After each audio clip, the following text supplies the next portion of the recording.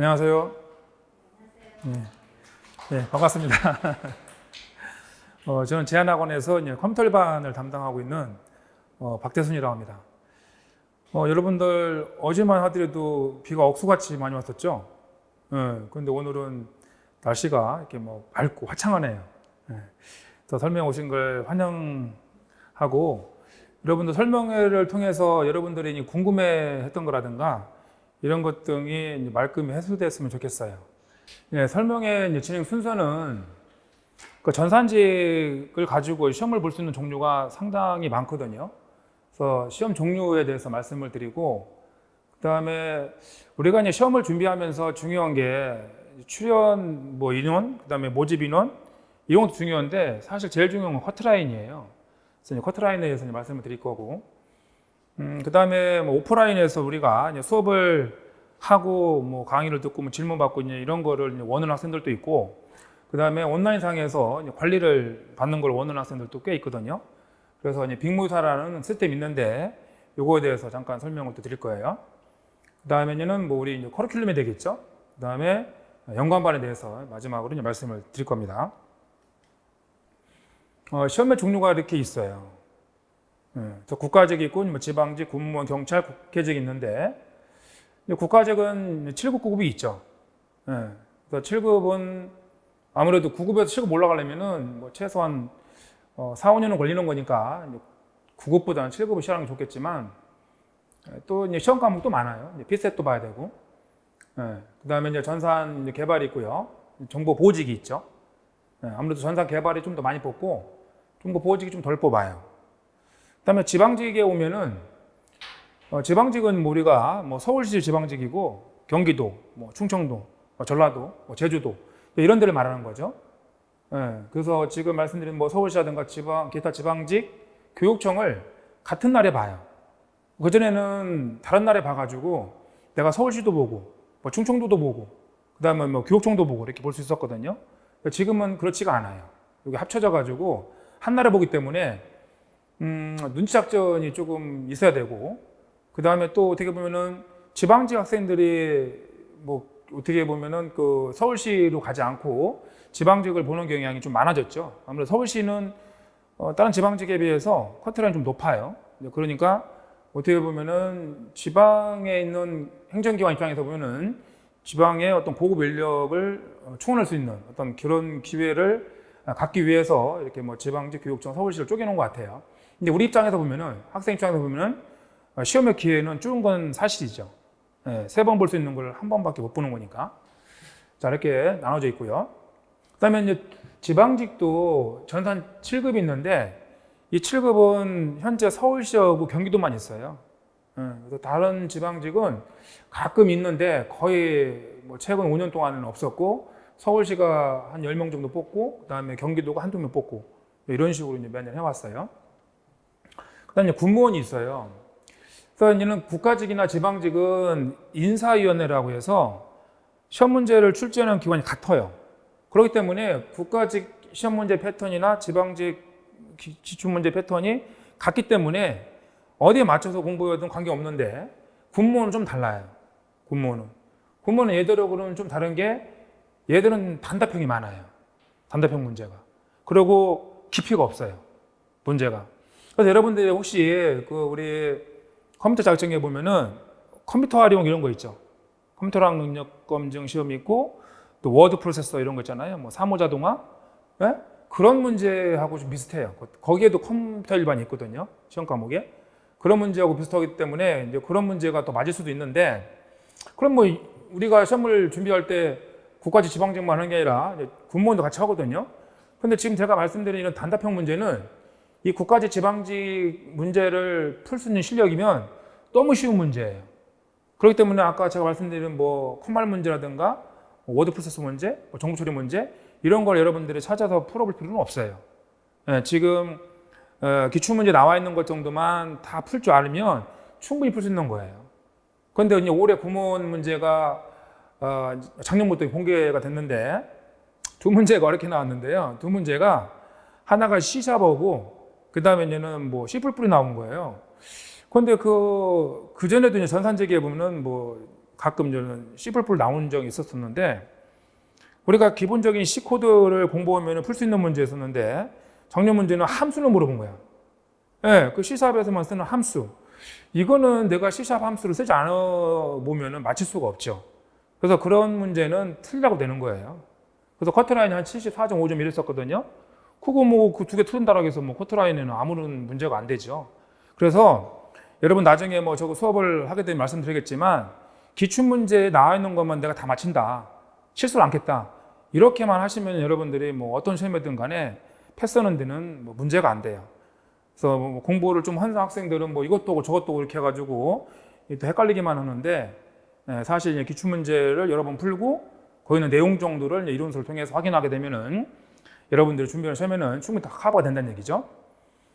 이제 경찰 문제도 보면은 얘가 공개할 때도 있고 안 할 때도 있어요. 얘는 뭐 어느 때 공개하고 또 안 할 때 있고 이래요. 얘도 보면은 군무원 문제하고 좀 비슷해요. 단답형이 좀 많아요. 그렇기 때문에 이제는 여기에 보면 사이버 수사직이 있고 해양경찰청 있는데 같은 날에 보죠. 근데 뭐 지금 국가직, 지방직, 군무원, 경찰, 국회직 이게 다 다른 날이기 때문에 여러분들이 맘만 먹으면 이 시험들 다 볼 수 있어요. 그래서 이제는 또 국회직이 있고 국회직은 한두 명 뽑기 때문에 문제도 뭐 그 컴퓨터 일반이면 25문제 뭐 이렇거든요. 그래서 어쨌거나 국회직 문제가 제일 어려워요. 문제는 국회직 제일 어렵고 그 다음에 여기 빠져 있는데 계리직이라는 게 있어요. 계리직도 컴퓨터 일반 들어가거든요. 그래서 이제 계리직까지 보게 되면은 뭐 6개 정도를 우리가 시험을 볼 수 있게 되겠죠. 그래서 전산직을 준비하면서 이런 시험이 있으니까 같이 준비하시고 공고가 뜨면 홈페이지라든가 카페에 올려드려요. 근데 여러분들한테 개인 메일을 보내드리진 않아요. 어떤 시험을 어떻게 준비하는지 모르잖아요. 그래서 이제 오래된 얘기긴 한데 어떤 학생이 뭐 이렇게 메일이 왔어. 아니 시험이 있으면 메일로 줘서 알려줘야지. 시험 접수를 못했다는 거예요. 그렇게 개인적으로 이렇게 메일을 드리진 않아요. 또 메일 받는 거 여러분들 별로 좋아하지 않잖아요. 그죠? 그래서 공고가 뜨면 우리 지방 홈피라든가 뭐 카페 이런 데 공지를 올리니까 그거 보시고 아 내가 이쯤에 왔으면은 시험을 접수해서 봐야겠구나 이렇게 계획을 세우셔야 돼요. 이제 시험의 어떤 그 프로세스를 보면은 국가직 시험이 좀 빨라요. 4월 달에 보통 보고 이제 9급, 7급 있겠죠? 9급이 있는데 전산 개발이 있고 이제 보호직이 있고요. 그 다음에 이제 6월 달에 보면은 이게 아까 했지만 서울시 뭐 지방지, 교육청 같이 봐요. 이렇게 9급이에요. 그 다음에 7월 달에 보통 군무원 시험이 있죠? 다 같은 날에 봐요. 군무원도 보면은 7급이, 9급이 있어요. 근데 얘는 아까도 했지만 문제 패턴 좀 다르고 그 다음에 얘는 또 얘는 뭐 한국사라든가 영어는 검정 시험을 대체를 하죠. 그렇기 때문에 이제 국어하고 그 다음에 뭐 컴퓨터 일반, 정보보호론, 뭐 9급이라면 그렇게 보고 나머지는 뭐 7급 과목은 똑같아 국가직하고 그 7급 과목은 똑같이 이제는 군무원 시험에서 보게 되고요. 그 다음에 이제 8월 달에 오면은 국가직 이제 7급이 있게 되겠죠. 7급이 있고 이제는 국회직이 있고 그 다음에 이제 서울시가 하반기에 있어요. 서울시 7급이겠죠. 경기도 7급. 이제 지방 7급이 이렇게 해서 10월 달에 있으면 1년 컬이에요. 이걸 잘 기억하고 있으셔서 해당되는 공고는 우리가 보통 12월 달에 국가직이 뜨고요. 1월 달에 뭐 서울시 지방지 교육청, 서울시 교육청 지방지 이런 게 그때 1월 달이면 떠요. 공고가. 그래서 공고가 뜨면은 물론 이제 홈페이지에 이렇게 올려드리니까 확인을 하시면 되겠어요. 자, 이제는 그 전산직 커트라인에 대해서 한번 알아보도록 할게요. 국가직이 보면은 75점대 했었죠, 이렇게.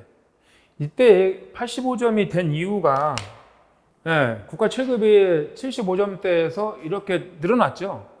작년에 이때가, 피스탯이 들어가서 그래요. 그러니까 피스탯 2차 시험을 보고 피스탯 통과한 학생들에게는 전공만 4과목 봤던 거죠. 그러니까 전공 4과목만 보다 보니까 커트라인이 높아지죠, 이렇게. 피스탯 통과해야만이 2차가 이제 전공 4과목인데 전공자들이 대부분 7급은 준비하거든요. 그러다 보니까 이렇게 커트라인이 높아진 거고요. 이제 서울시는 아직도 이제는 예전 방식처럼 봐요. 이제 공통 과목 보고 이제 영어만 이제는 능력검정 시험으로 이제 대처하고 그러다 보니까 뭐 커트라인이 비슷하죠. 그다음에 이제 국가직 이제 9급 전산직을 보면은 이때 많이 올라갔죠. 이때 많이 뽑기도 많이 뽑았어요. 그래서 뭐 작년에도 뭐 거의 200문제, 200명 정도 뽑았고 뭐 올해도 200명 넘게 뽑았는데 이렇게 너무 10점 가까이 이렇게 차이가 나는데 이게 왜 그러냐면 이 공통 과목이 되게 쉽게 나왔어요. 올해 공통 과목이. 그래서 그런 거지 뭐 공통 학생들 얘기 들어보면 난이도 조절이 실패했다라고 하죠. 근데 이럴 때도 있어요. 이럴 때도 있기 때문에 뭐 이거 가지고 이제는 너무 높아졌다 생각을 하지 마시고 뭐 쉽게 나오면은 커트라인도 올라갈 수 있는 거죠. 그래서 보통 뭐 75점에서 80점대라고 이렇게 보시면 되겠고. 근데 정보보직 같은 경우는 대략 또 떨어졌죠. 이때 뒤에서 보면 알겠지만 채용 인원이 많이 줄었어요. 채용 인원이 줄다 보니까 대략 커트라인이 이렇게 내려졌더라고요. 그 다음에 뭐 이제 서울시는 뭐 이제 비슷하고요. 서울시 구급은. 이제 그 다음에 군무원을 보면, 군무원은 보면 75점대, 76점 뭐 이 정도 되지 않습니까? 얘네들이 다 한날에 봐요, 한날에. 그래서 이렇게 이제는 뭐 커트라인 이제는 차이가 많이 날 때도 있는데, 이제 문제 다 똑같아요. 뭐 육군 문제든 해군 문제, 뭐 공군 문제든 똑같은데, 아무래도 좀 더 많이 뽑으면은 커트라인 좀 떨어지고, 적게 뽑으면 커트라인 좀 올라가고, 뭐 이런 경향은 있죠. 그래서 이제 또 보면은 이 군무원만도 준비한 학생들이 있어요. 왜 그러냐면 이 국가직이나 이런 뭐 지방직 이런 데 보다도 애들이 급여가 조금 높아요. 그리고 또 모르겠어요. 이런 어떤 정형화된 생활을 좋아하면은 이 군무원을 성향을 이렇게 선호하는 경향이 있고 여기보다는 얘들이 좀 더 자유롭죠. 국가직이나 지방직에서 근무하는 게 아무래도 여기는 우리가 군인들하고 같이 근무하는 거잖아요. 군인한테 소령이나 뭐 대령 이런 애들한테 우리가 이제 출퇴근 보고를 해야 되는 거니까 약간 뭐 군대에 있는 것 같은 느낌 들고 뭐 그래요. 그래서 또 이런 게 또 마음에 드는 학생들은 또 군무원만 또 준비를 해요. 자, 이제 전산직 채용 인원에 대해서 이제 알아보도록 할게요. 그래서 국가직 7급을 보면은 이게 2019년 이전에는요 10명 정도밖에 안 뽑았었어요. 30명 이렇게 뽑다가 작년에 45명, 올해는 52명이니까 이제 많이 뽑죠. 예전에 뭐 비해서는 이제 많이 뽑는 편이고 그런데도 커트라인은 높아진 게 아까도 했지만 이제 필셋으로 작년부터 바뀌었기 때문에 2차 과목이 이제는 공통 과목 제외한 나머지 전공만 보다 보니까 커트라인 좀 높아진 거고 서울시 같은 경우는 작년에 많이 뽑았죠. 올해는 이렇게 적게 뽑아요. 들쑥날쑥 그래요. 애들 보면은. 그래서 이제 많이 퇴임을 하면 퇴직을 하게 되면은 뭐 그 다음에는 많이 뽑고 또 많이 뽑았던 해를 지나면은 적게 뽑고 이렇게 좀씩 많이 차이가 나죠. 그다음 전산직 9급도 보면은 계속 뭐 90명, 800명, 뭐 200명 이렇게 뽑지 않습니까? 그러니까 전산직 9급 같은 경우도 최근 들어서는 이렇게 많이 뽑는 편이에요. 그래서 뭐 여러분들이 뉴스 기사나 이런 거를 보더라도 개발자들을 많이 지금 필요로 하잖아요. 그러면은 많은 어떤 프로젝트를 진행한다는 얘기인데 그럼 뭐 사기업만 그렇겠습니까? 뭐 즉 공기업도 마찬가지, 공무원도 마찬가지지. 그러다 보니까 그런 어떤 시대적인 흐름 때문에 전산직 인원들을 많이 뽑는 것 같아요.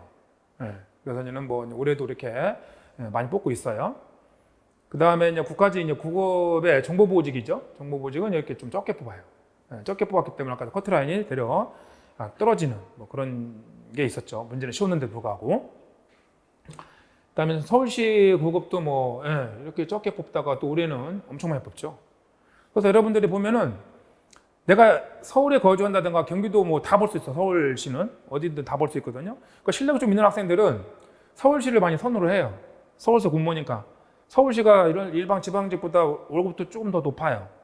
수당이 좀 더 있어요. 그렇기 때문에 또 지방직보다는 서울을 많이 선호하잖아요. 그렇기 때문에 실력이 좀 있으면은 뭐 서울 아직 시험이 뭐 지난주에 봤지만 서울을 좀 많이 선호하는 경향이 있죠. 자, 그다음에 이제 군무원을 보면요, 이제 군무원도 국방부를 봤을 때 뭐 한 50명 내외로 뽑고 지금 육군도 뭐 이렇게 뽑다가 갑자기 이제 올해 186명 이렇게 뽑고 있죠. 그 대신에 또 이제 공군이라든가 이런 것 좀 줄었네요. 그래서 이거는 뭐 여러분들이 내가 뭐 국방부를 지원해서 볼 수도 있는 거고 뭐 육군이 많이 뽑는다. 육군을 지원해서 볼 수 있는 거기 때문에 이거는 뭐 그냥 퉁쳐서 보시면 되겠어요. 어느 파트든 내가 지원해서 볼 수 있는 거니까 뭐 시험 문제도 똑같고 그렇게 되죠. 자, 그래서 채용 인원에 따라서 여러분들이 이제 선택해서 지원해서 이제 보시면 되겠어요. 자, 그래서 선발 인원에 대해서 알아봤고요. 이제 우리가 뭐 지방공무원학원에서 지금 설명회를 진행하고 있는 거니까 어차피 이제 대부분 학생들이 연간반을 많이 선택을 하죠. 연간반을 하게 되면은 1년 동안에 들 수 있는 커리, 그 다음에 뭐 동영상, 뭐 이런 것 등을 다 듣고 관리를 해드리는 거기 때문에 최종 합격자들의 합격 수기를 이렇게 보시면은 연간반 학생들이 대부분이라는 거고, 그 다음에 또 이제 우리가 좀 이따 보여드리겠지만 1대1 밀착 관리라고 해서 1대1 관리를 또 별도로 해드려요. 다른 학원과 다른 게 뭐냐면 이때 이 공통 과목 이 선생님들이 상주를 하시게 됐죠. 상주 하시면서 여러분들이 이제는 뭐 궁금해하는 거 언제든지 이제는 해결할 수 있어요. 물론 뭐 컴퓨터반 같은 경우 제가 아니는 항상 상주에 있는 거고. 그래서 뭐 공통과목을 공부하다가 공통과목 아까 국어, 영어, 한국사겠죠. 아직은 국어 같은 경우는 지금 국어, 영어, 한국사를 봐야 되는 거니까. 그래서 1대1 밀착 관리 시스템이 존재를 하게 되는 거고요. 그 시스템이 이제는 개편을 좀 많이 했었어요. 그래서 이제 9월달에 오픈하게 되는데 그 화면에 대해서는 좀 이따 보여드리게 되는 거고, 연간반을 이제는 아까 했지만 대부분 학생들이 이제 선택을 해서 합격을 하기 때문에 오프라인 강의면은 지금 같은 학원 강의를 말하는 거죠. 수강 가능하고, 온라인 강의면은 뭐 이제 지한 패스라고 하지 않습니까? 뭐 365 지한 패스, 180 지한 패스, 뭐 지한 패스 이렇게 복습 동영상을 이렇게 보여드리는 거고. 우리가 이제 공부하는 방법 중에서 이제 제일 좋은 방법이 오프라인 이렇게 듣고 집에 가셔서 동영상을 통해서 복습하는 게 제일 좋은 방법이에요. 내가 이렇게 얘기를 하지 않습니까? 얘기를 하면은 대부분 사람들은 오늘 설명회가 있었고, 그 다음에 뭐 이렇게 생긴 사람이 뭐 떠들었다 이 정도를 기억한단 말이에요. 한 일주일만 지나면.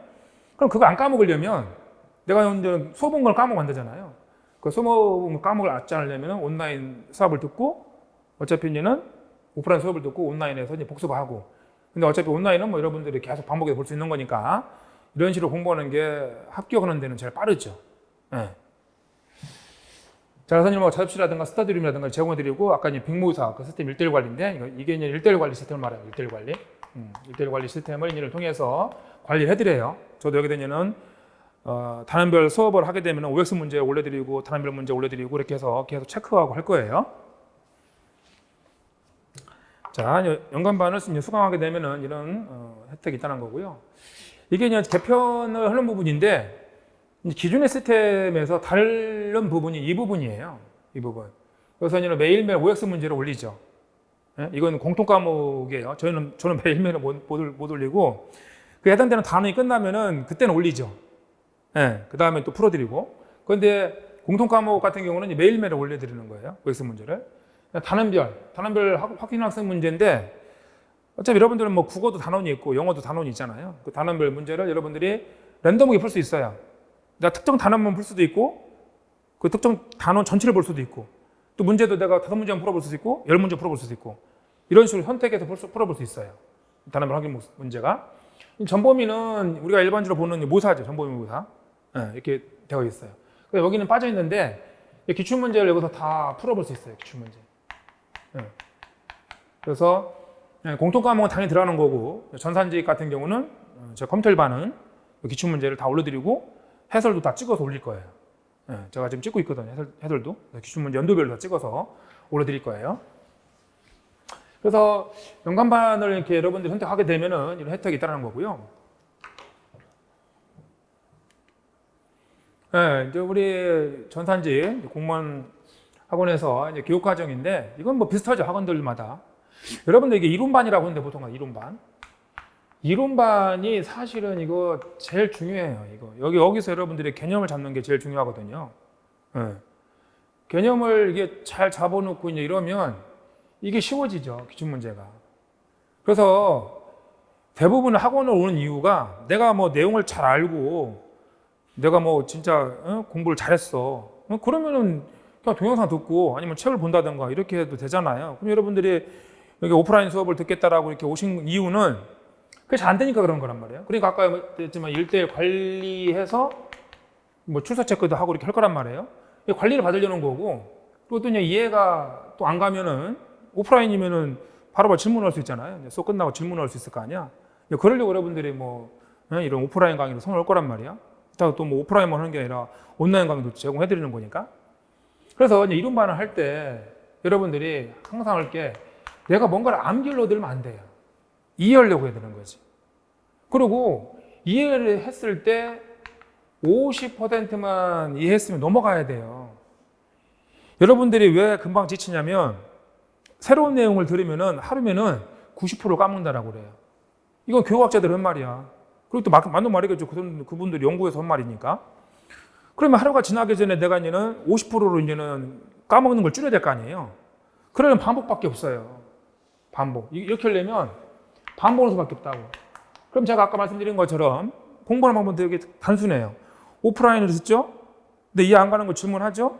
그런 다음에 집에 가서 동영상으로 다시 한번 보세요. 그러면은 이게 50%는 이해한 거라고. 그럼 다음 단어로 넘어가야 돼. 이거를 뭐 암기하려고 들면 다음 단어로 못 넘어가요. 그리고 또 이게 앞 단어하고 계속 이어진단 말이에요, 이게. 컴퓨터반만 보면은 컴퓨터 구조를 모르면요, 운영체제 몰라요. 그 다음 단어도 모르고. 그렇다고 해서 이거를 이제는 그 컴퓨터 구조가 또 운영체제가 연결되어 있는데 이 연결되어 있는 부분을 또 여기서 컴퓨터 구조에서 할 수는 없잖아요. 그럼 50% 정도만 이해했으면 다음 단계 넘어가야 된다고. 그 진도를 빼는 게 중요해요. 그래서 오프라인 수업 듣고 집에 가서 온라인 복습하고 50% 이해했으면 다음 단도 넘어가고, 응? 이런 식으로는 이론 수업을, 이론 강의를 두세 번 반복해야죠. 두세 번 반복하고 그 다음에 기출문제 들어와야 돼요. 그래도 여러분들이 내가 50%가 아니라 100% 이해했다. 그럼 100% 이해했으면 다 풀 것 같죠? 그렇지 않아요. 네. 그러니까 이것도 마찬가지로 계속 푸는 거야. 한 번 풀고 두 번 풀고 최소한 이것도 두세 번은 풀어봐야 돼요. 두세 번을. 풀 때 이해 안 가는 거 찾아보는 거지. 찾아보고 시작봤는데 이해 안 가. 그럼 어떻게 해야 돼요? 그 해당된 동영상을 또 들어봐야 돼, 이렇게. 그렇게 공부하시면 돼요. 그렇게. 네. 이 공부하면 뭐 무슨 왕도라는 게 없어요. 여러분들하고 이제는 자기 자신과의 싸움이기 때문에 내가 제 생각에는 하루에 10시간은 공부를 해야 된다고 생각을 해요. 10시간을. 네? 물론 수업 듣게 되면 6, 7시간이죠. 3시간 정도 빠져야 되니까. 그래서 수업 듣고 이러면은 내 순수 공부 시간이 한 6, 7시간은 돼야 돼요. 보통 여러분들 학교 수업이 많이 있잖아요. 그리고 그런 거 보면 이렇죠. 혼자 공부하려면 13시간 공부해야 되는 거고 학원 수업 같이 오면은 순수한 공부 시간이 6, 7시간 돼야 되는 거죠. 그렇게 하면은 그날 배운 거를 이 정도를 이해하고 다음 단계 넘어가는 거라고. 또 마찬가지 기출문제 풀 시간에 와가지고 처음에 이해 안 가면은 찾아보고 처음엔 시간이 걸리겠죠? 두 번째, 세 번째 풀 때는 빨리 풀겠죠? 또 두세 번 풀어보고. 사실은 여기까지만 해도 여러분들 학교 오는데 아무 지장 없어요. 그럼 이게 왜 필요하냐면 이게 아까도 얘기했지만 내가 막 100%다 알아. 저기 뭐 기출문제도 다 알고 뭐 이론도 다 알아. 그럼 시험 문제 다 맞힐 것 같죠? 그렇지 않아요.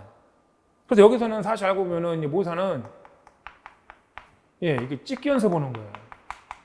찍기 연습. 그래서 내가 이거 나 알고 있는 거 왜 틀리지? 아, 시간이 부족했다든가 아니면 내가 문제를 잘못 읽었다든가.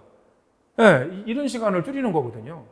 그래서 얘는 우리가 문제를 많이 풀면 좋다라고 그래. 근데 그거는 반환받고 반환 틀려요. 왜냐면은 문제는 각 과목마다 3,000문제가 최적이에요. 이거 전문가들 얘기 들어보면 그래. 3,000문제. 너무 많이 풀어도 안 좋아. 얘가 한 지금 1,000문제 정도 돼요. 1,200 정도 되고 얘가 한 1,200 정도 되고 문제가. 그것도 나중에 또 동형모사 하면 또 한 1,000문제 정도 되고 그 정도 풀어보면 한 3, 4,000문제 되거든요. 사실 4,000문제 넘으면 이거는 그렇게 하면 안 돼. 시간만 버리는 거고 내가 맞힐 수 있는 문제 맞추면 되는 건데 아까 봤지만 커트라인 같은 경우도 보면은 구급 같은 경우 보면은 75점, 80점 그 사이잖아요. 그 정도 맞으면 되는 거지. 그 이상 맞을 필요가 없는 거죠. 물론 컴퓨터 일반이나 정보보로는 90점을 목표로 해야 돼. 왜냐면 여러분들 뭐 국어나 한국사가 특히 영어 같은 경우는 꽈락을 넘기려고 공부하잖아요. 꽈락만 넘겨놓고. 그런 경우이기 때문에 컴퓨터 일반이나 얘는 정보보로는 90점 목표로 하는데 이렇게 해도 이렇게 하고 여기서 찍기 연습하고 하면은 예, 뭐 올해나 그 전에 시험 문제를 보면은 90점 이상을 충분히 맞을 수 있어요, 여러분들. 그래서 한두 문제 정도는 틀리라고 되는 건데 그런 문제를 여러분들이 굳이 맞힐 필요가 없죠. 예. 그래서 그냥 동형모사풀이가 이렇게 있죠. 그래서 해당 시험이 있기 전에 보통 국가직 대비로 하고 지방직 대비로 해서 동형모사풀이를 하게 되고요. 마지막에는 뭐 파이널 특강이라고 해서 유학 특강을 하게 되죠. 그래서 지한 뭐 전산지 커리큘럼은 이렇게 돼 있어요. 네. 계속해서 연간반을 이렇게 보시면 아까 전에는 7월부터 시작을 해요. 7월부터는 이게 공통 과목이겠죠. 공통 과목. 이 공통 과목이 사실 알고 보면 이 공부할 내용이 상당히 많아요. 물론 컴퓨터 일반도 많지만 공통 과목에는 시험 범위가 없잖아요. 그게 뭐 영어든 뭐 국어든 한국사든 간에. 그래서 7월에 공통 과목하고 이제 9월부터 전공으로 들어가게 되죠. 그래서 아까도 얘기했지만 학원 실강과 동영상을 병행해서 공부하는 게 제일 좋은 방법이다. 이렇게 말씀드렸었고요. 지금 이제는 지난 연간반 이제는 커리큘럼 보면 7, 8은 이제 공통 과목을 하죠. 국어영 한국사 기초반 강의를 하게 되는 거고, 그 다음에 이제 전 과목 이제는 수업을 진행하는데 이때 전공이 들어가는 거예요. 전공이. 이때 9월달에 전공 수업이 들어가는 거예요. 그래서 이제는 컴퓨터 일반하고 이제 정보보론 들어가는 거고요. 이제 11월달에는 뭐 기출문제 풀이를 하죠. 그 다음에 뭐 1, 2월달에 단원별 예상문제 풀이반 하고 동영모사 풀이. 그 다음에 또 마찬가지로 이제는 5, 6월달에는 지방직 서울시 대비해서 동영모사 풀이를 진행을 하게 돼요. 그래서 이 커리큘럼만 여러분들이 잘 따라오게 되면은 이 전산직을 합격하는데 뭐 이게 약간의 과잉이 있을 뿐이지 절대 부족한 커리큘럼이 아니에요. 아까도 얘기한 것처럼 내가 이제 기출문제를 완벽하게 하고 이 정도만 하더라도 충분해요. 그런데 아까도 있지만 여기서 동영모사풀이 하는 이유가 내가 뭐 다 안다라 해서 잘 푸는 게 아니기 때문에 비슷한 문제를 내가 문제 순서만 바꿔놔도 틀리거든요. 학생들 보면은. 그래서 여기는 어떻게 보면 뭐 찍기 연습을 하는 거다. 이렇게 보시면 되겠어요. 그래서 연간반은 뭐 커리가 이렇게 진행이 돼요. 네, 연간반을 여러분들이 이제는 하시게 되면은 지금 공통 과목 이론서는 기본서, 이론서죠. 이론서는 이제 무상으로 제공해 드리는 거고, 아까 이제 제한 패스 있었죠. 제한 패스를 이제는 여러분들이 수강 기간 동안에 들을 수 있는 거고요. 이 부분이 아까 1대1 관리였었어요. 그래서 1대1 관리였었고, 이제는 그 시스템이 바뀌는 부분만 약간 보여드렸는데, 사실 들어가 보면 더 많이 바뀌어 있어요. 그래서 1대1 관리 시스템이 바로 여기 CBT 방법을 써서, 여러분들이 문제를 뭐 풀고 이렇게 할 수 있기 때문에, 문제가, 기출문제가 안 좋은 게 뭐냐면, A형, B형이면은 1번 문제 항상 1번에 있잖아요. 20번 문제 20번 있고. 근데 이거 랜덤하게 풀어볼 수 있어. 이런 게 좋아요. 모사 마찬가지죠. 모사를 내가 1회 1회 풀잖아요. 그럼 1회 1번 문제는 항상 그 문제잖아. 근데 그걸 내가 랜덤하게 풀 수 있어요. 랜덤하게. 랜덤으로 풀 수 있는 게 이게 좋죠. 그러니까 문제를 여러분들이 이건 뭐 모바일에서는 안 되고요. 태블릿 PC 이상이 돼야 돼요. 태블릿 PC 이상에서는 어차피 화면이 커야 되니까. 그래서 여러분들이 뭐 학원 오며 가면서 풀어볼 수 있어요. 그렇게 만들어 놨고요. 학원 시설은 뭐 여러분들 사물함이라든가 이런 자석 공간을 이용할 수 있고.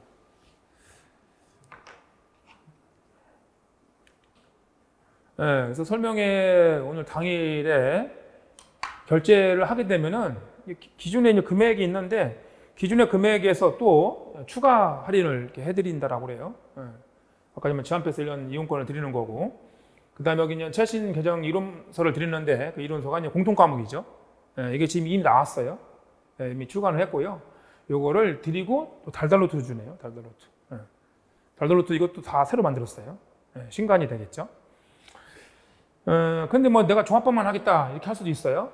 당일 결제 시 이렇게 되는 거. 근데 금액 차이가 이게 여러분들 보시면 아시겠지만 상당히 많이 나요. 이게 지금 단과 하나 종합반으로 이렇게 했었을 때 9만 하더라도 뭐 435만 원 이렇게 되지 않습니까? 근데 지금 이제는 이거를 연간관리반은 이 금액에 드리는 건데 여기 또 추가 할인을 해준다는 거 아니에요? 오늘 학생들 한해서 10% 추가 할인이니까 이 금액이면 여러분들이 학원 오프라인 강의 다 들어서 아까 커리큘럼 이제 7월 달부터 내년 뭐 6월까지 7월달까지 다 들을 수 있고, 얘는 뭐 또 제한 패스, 그 제한 패스만 하더라도 이 금액보다 많죠. 그 제한 패스 다 열어드리는 거고 이렇게 해드리는 거고요. 그리고 또 이제 7급을 같이 준비를 하는 친구도 있어요.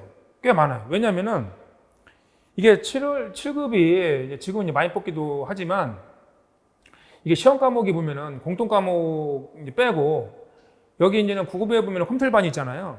컴퓨터반에서 데이터베이스, 약자로 쓸게요, 그냥. 그 다음에 데이터 스트럭처, 그 다음에 소프트웨어 엔지니어링, 그 다음에 이제는 이런 과목들이 똑같아요. 그 다음에 물론 이제 정보보호는 다 공통이죠. 정보보호는 공통이고. 그럼 이 세 과목이 어차피 이제 컴퓨터반에 들어있는데 이 세 과목이 다 7급 과목이잖아요. 이게. 컴퓨터반에는 들어가, 이것도. 데이터베이스도 들어가고, 데이터 구조도 들어가고, 소프트웨어도 들어가고. 이렇게 하면 7급 4과목이지 않습니까? 이렇게 하면 7급 4과목. 그런데 요 세 과목이 요거는 들어가는데, 요 안에 들어가는데, 컴퓨터 일반에 들어가죠. 컴퓨터 일반에. 그러다 보니까, 어차피 이제 여기를 7급을 준비하는 학생들은 어차피 이거 해야 될 거 아니에요. 데이터베이스, 자료구조, 소프트웨어와 정보부는 공통이니까. 근데 이제 이 세 과목 여기도 들어가. 그럼 여기서 이제 여기 추가되는 게 뭐냐면, 추가되는 게 컴퓨터 구조라든가 운영체제고, 그 다음에 컴퓨터, 통신이니까, 통신. 어떤 데이터 통신이죠? 데이터 통신. 데이터 통신을 들어가게 되면 이 컴퓨터 일반이 돼버려요. 그러면 내가 7급을 준비하는데 어차피 이거는 내가 잘해야 되는 거고, 근데 이것만 더 하면 되는 거죠. 근데 문제는 뭐냐면 여기서 통신이라든가 인터넷 이런 부분은 여러분 정보보호에 들어가요. 또 정보보호에 이게 겹쳐요. 그럼 내가 7급을 준비한다면은 실질적으로 컴퓨터 구조하고 운영체제만 더 준비하면 되는 거죠. 실질적으로. 이제 그런 거기 때문에 이제는 뭐 7급을 이렇게 같이 준비하는 경우도 꽤 있어요. 근데 물론 7급만 준비해도 합격하면 좋겠죠. 아까 그랬지만 이게 넘어가려면 4, 5년 걸리니까 9급 들어가서 7급 달려면 4, 5년 걸리거든요. 급여 차이도 뭐 한 2, 30만 차이 나고. 그러니까 이제는 이것만 하면 좋겠지만 아까도 봤지만 9급은 200명 뽑고, 그죠? 7급은 50명밖에 안 뽑잖아요. 그러니까 어떻게 보면 보험들 생각으로 같이 하는 거죠, 이렇게. 어차피 뭐 7급 과목이 다 들어가니까. 이 두 개만 하면 된다, 이 두 개만. 컴퓨터 구조하고. 그런데 이 컴퓨터 일반에서 컴퓨터 구조 운영체가 제일 많이 나와요. 이걸 아니까.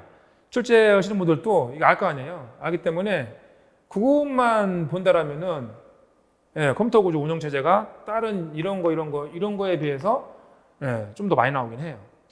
그래서 이건 여러분들 선택이에요. 그래서 저는 뭐 어떻게 준비를 같이 하셔도 되고 아니면 따로 하셔도 되고 이렇게 진행을 하시면 되겠습니다.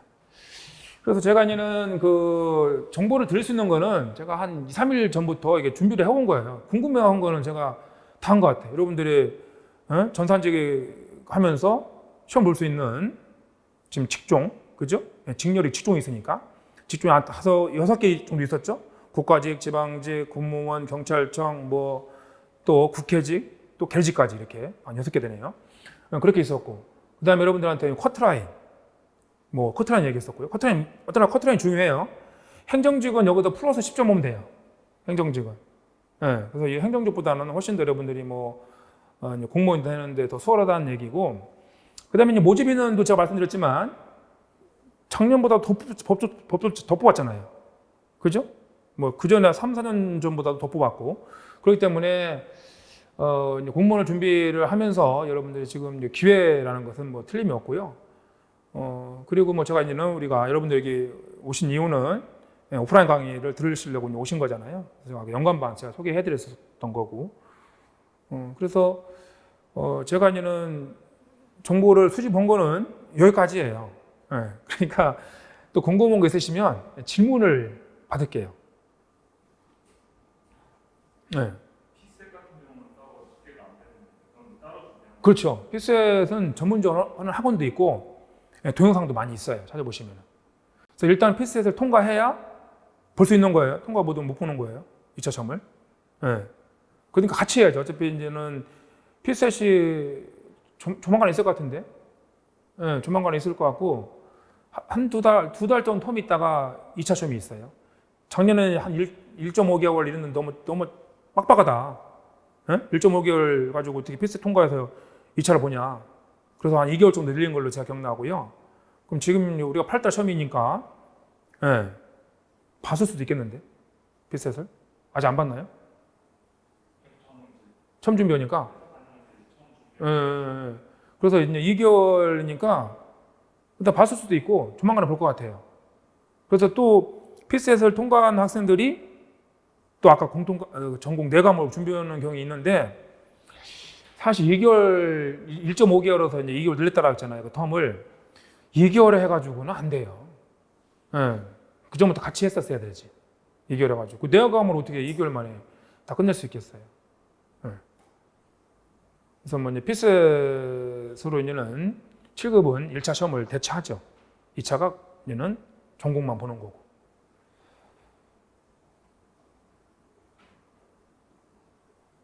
또 궁금한 거 있으시면은 없으시면 저 나갈 거예요. 네, 그러면은 제가 그 말씀드릴 것은 제가 원래 컴퓨터반이나 이제 수공을 하기 때문에 그 쿼리는 어제 좀 이따에는 그 DB 선생님하고 정보 보는 선생님도 들으실 거거든요.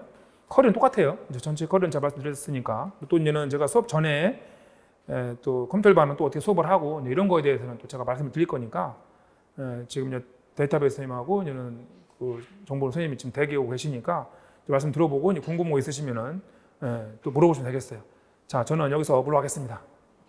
그 2023년 우리 이제 전산직 준비하시는데 저는 이제 데이터베이스 강의하는 이제 오재우고요.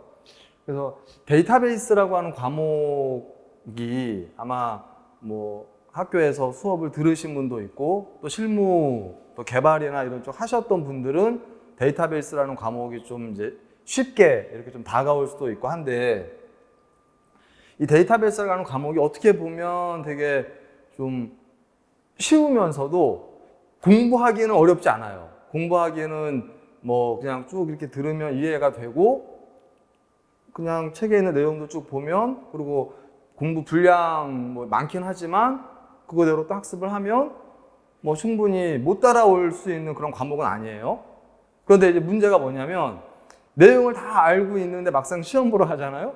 그러면 분명히 내가 공부한 내용이고 아는 내용인데 문제를 못 풀겠는 거야, 이게. 그 이유는 뭐냐면 이게 이론을 공부했다 그래서 그 이론을 그대로 똑같이 문제가 나오면 당연히 문제를 풀 수 있죠. 그런데 이게 응용이 되고 문제가 꽈져 있고 이러다 보면 문제 푸는 방법을 몰라서 아는 내용인데도 불구하고 틀리는. 그래서 결국은 뭐 전공 공부라고 하는 게 우리 이제 공무원 시험 준비하시면서 전공 공부라고 하는 게 기본기를 다주는 거 되게 중요해요. 그래서 기초를 탄탄하게 하고 기본기를 잘 다주는 것도 매우 중요하지만 사실은 그것보다 더 중요한 게 그 기본기를 가지고 어떻게 이제 응용돼 가지고 문제가 나왔을 때 그 문제를 해결할 수 있느냐 없느냐 거기에서 고득점으로 가느냐 그렇지 않느냐가 결정돼요. 그래서 제가 이제 거의 뭐 10몇 년 쭉 이렇게 데이터베이스를 강의를 하다 보면 분명히 이제 수험 끝나고 나면 이제 물어볼 거 아니에요, 수험생들이. 그럼 제가 이제 물어봐요. 이 문제 맞췄냐 틀렸냐 그러면 이제 틀렸다는 거예요. 그럼 왜 틀렸냐 그러면 문제 푸는 방법을 몰라가지고 틀렸다는 거예요. 어떻게 문제를 풀어야 될지를 몰라서. 그러면 그 이유를 들어보면 너무 이제 어렵게 생각한 거예요. 새로운 문제이기 때문에 내가 공부 안 한 것 같고 다루지 않은 것 같고 이렇게 되게 어렵게 본인이 이제 문제를 스스로 만들어 버린 거예요. 그래서 이제 제가 이 문제는 이런 방법으로 문제를 풀면 된다라고 이제 해설을 이렇게 해주잖아요. 그러면 되게 이제 쉬운 거예요. 전혀 어렵지 않은 정말 기본만 알아도 풀 수 있는 문제인데 문제 푸는 방법을 몰라가지고 문제를 못 푸는 그런 문제가 데이터베이스 같은 경우는 한 서너 문제 돼요. 그럼 그 문제를 맞출 수 있으면 이제 고득점으로 가는 거고 그 문제를 못 맞추면 그냥 뭐 80점, 뭐 70점 후반 80점 요 선에서 머무르는 거고 아예 공부를 안 하면 당연히 뭐 50점, 60점 이렇게 이제 맞겠죠. 그래서 오늘 이제 우리 데이터베이스에 대한 부분 2023년 공무원 준비하시는 분들에게 제가 좀 드리고 싶은 말씀은 기본기 다주는 거 정말 중요해요. 그래서 우리 이 커리큘럼도 보면 기본기를 탄탄하게 다지기 위해서 한 2달에서 2달 반, 이제 좀 뭐 보강 이런 거 좀 많이 필요해서 3개월 정도 기본 이론을 탄탄하게 좀 다지고 난 다음에, 그러고 나서 이제 기출문제를 거의 한 10년 정도 그동안 나왔던 기출문제들, 그래서 국가직, 지방직, 또 군무원, 또 경찰, 데이터베이스가 여러 과목에, 여러 이제 직렬의 공통 과목이기 때문에 그런 데서 출제가 됐던 기출문제들을 같이 이제 이렇게 풀어봐요. 그러면 기출문제를 풀어보고 나면 이제 출제자의 의도를 조금 파악할 수 있어요. 아, 출제자가 이 이론을 이렇게 응용해가지고 이렇게 꽈가지고 문제를 냈구나. 이런 거를 조금 이제 파악하는 거예요. 그래서 기출문제를 풀 수 있다 그래서 내가 이 이론을 100% 이해하고 있다고 착각하면 안 돼요. 우리 이제 자격증 시험 같은 경우, 특히 전산직 같은 경우에는 기본적으로 자격증이 있어야 시험 볼 수 있는 자격이 있고 이렇잖아요. 그러니까 아마 정보 처리나 이런 자격증들을 대부분 수험생들이 준비해서 따. 그러면 자격증 준비하는 정도 수준에서 공부해가지고 자격증 얼마든지 딸 수 있어요. 기출문제만 풀어봐도. 근데 기출문제만 풀어봐도 자격증은 딸 수 있지만 공무원 시험은 기출문제 아무리 많이 풀어본다고 해서 시험장에 가면 똑같이 안 나오거든요. 똑같이 안 나오고 어떻게든 응용이 돼가지고 나와요. 그래서 기출문제를 여러분들이 나중에 이제 이론을 잘 공부하고 기출문제를 학습할 때는 뭐가 제일 중요하냐면 왜 이렇게 문제를 꽈서 냈지? 왜 이 이론을 이렇게 응용해가지고 이런 방식으로 문제를 냈지? 그걸 이해하셔야 돼요. 그걸 이해해야 이 이론이 이렇게 응용돼가지고 나올 수 있구나 라고 하는 감을 잡고 있어야 실제 시험 보러 갔을 때 그 이론이 문제가 나오면 이게 이렇게도 응용될 수 있겠네? 라고 유추해서 문제를 풀어야 되는 거예요. 그래서 갈수록 시험 자체가 전혀 막 생뚱맞은 이론이 나오거나 이러진 않아요.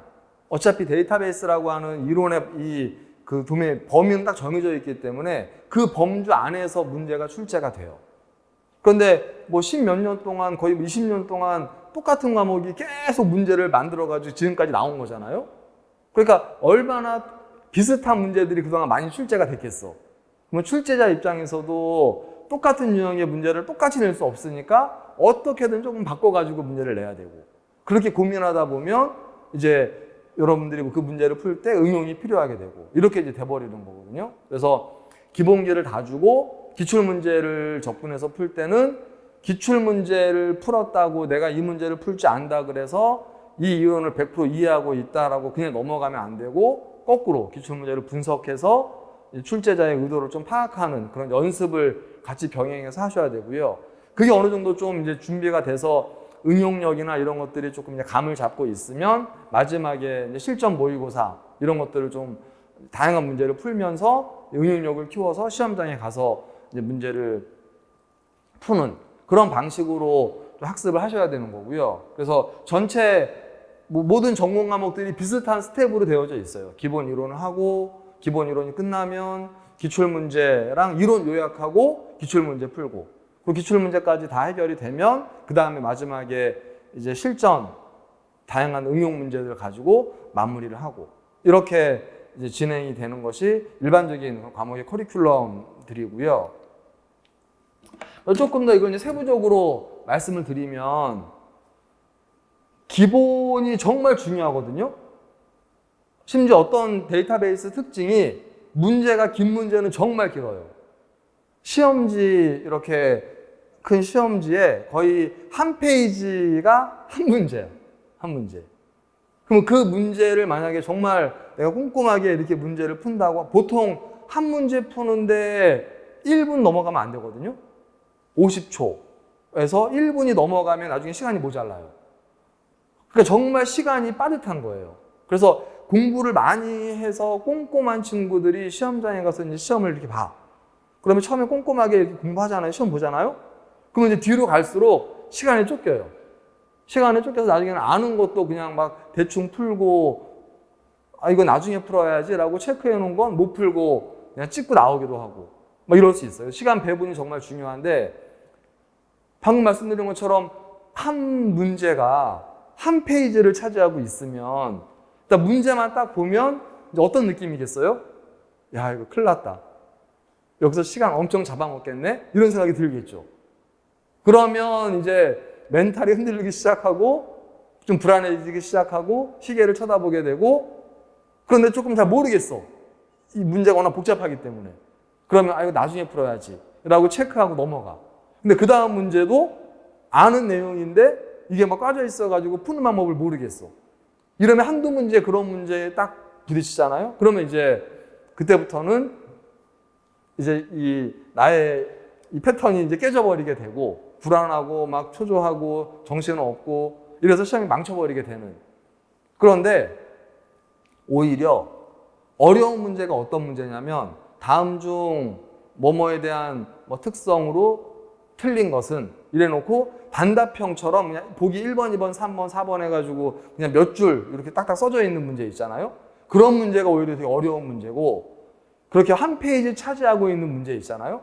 그런 문제는 그 문제 푸는 그 핵심만 알면 오히려 10초, 20초만 해도 답을 찾을 수 있어요. 그러니까 문제가 복잡하다 그래서 시간이 오래 걸리는 게 아니고 오히려 문제가 복잡한 문제일수록 그 안에 출제자의 의도를 파악하면 정말 쉽게 문제를 풀 수 있고요. 오히려 되게 간단한 문제처럼 보이지만 정말 어려운 난이도 상위 문제들이 그런 문제들에 들어있어요. 그러니까 데이터베이스의 특성이 좀 그래요. 그래서 그런 아주 복잡한 문제들, 한 페이지를 차지하고 있는 문제들을 틀리지 않고 잘 풀려면 기본기만 잘 갖춰놓으면 돼요.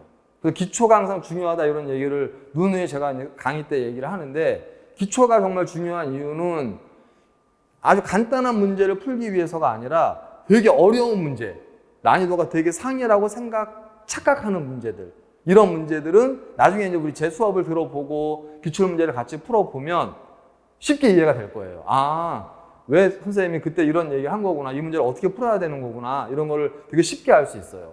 그런데 이제 경험이 없는 수험생들은 일단 문제가 한 페이지 차지하니까 일단 심리적인 압박이 확 오잖아.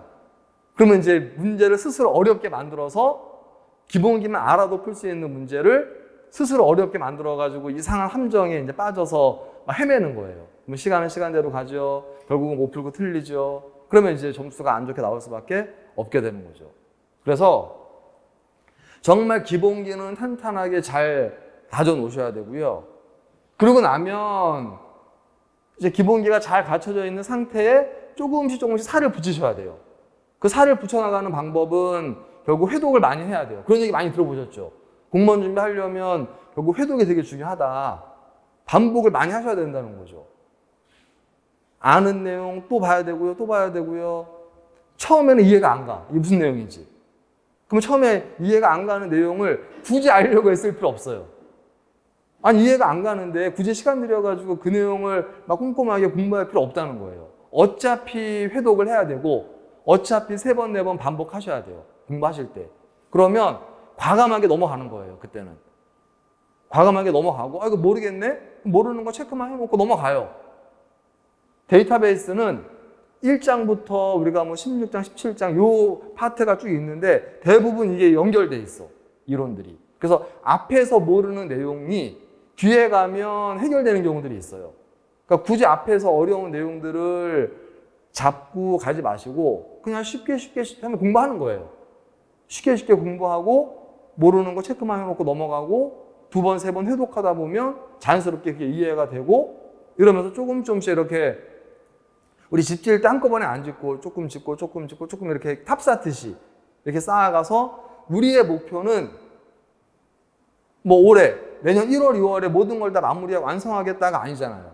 시험이 뭐 8월, 9월이면 그때까지만 내가 완성을 하면 되는 거야. 그죠? 시험 날짜가 딱 정해져 있으면 그 날짜까지만 완성하면 되는 거예요. 그러니까 미리 완성해 놓을 필요가 없어. 미리 완성해 놔도 까먹어 어차피. 그렇기 때문에 조금 편안한 마음을 가지고 좀 장기적인 계획을 가지고 이때까지 내가 완성을 해야 되기 때문에 역으로 스케줄을 짜고 그럼 현재 시점에서 내가 뭘 해야 될지를 정확하게 스케줄링해서 그대로 학습을 하시면 돼요. 그렇게 이제 우리 뭐 이런 수업이나 이런 것들이 다 이렇게 커리큘럼들이 짜져 있는 거고요. 전체 시간은 여기 지금 뭐 32시간, 8시간, 20시간, 28시간이라고 되어 있는데 이건 이제 말 그대로 그냥 학원에서 등록할 때 여러분들이 안내되어져 있는 시간이고 제 수업 같은 경우에는 이거보다 훨씬 여기 이제 플러스 알파가 돼서 이 시간에 거의 다 못 끝나서 보강을 좀 많이 이렇게 몇 번에 보강을 하는 그런 이제 편이에요. 그래서 기본기를 정말 잘 갖춰서 정말 중요한 이론을 100% 완벽하게 이해를 하셔야 되고요. 그것만 잘 이해해도 제가 장담하는데 85점, 90점 정도는 맞을 수 있어요. 어려운 내용 공부 안 하고 빼도 기본기만 잘 갖춰줘.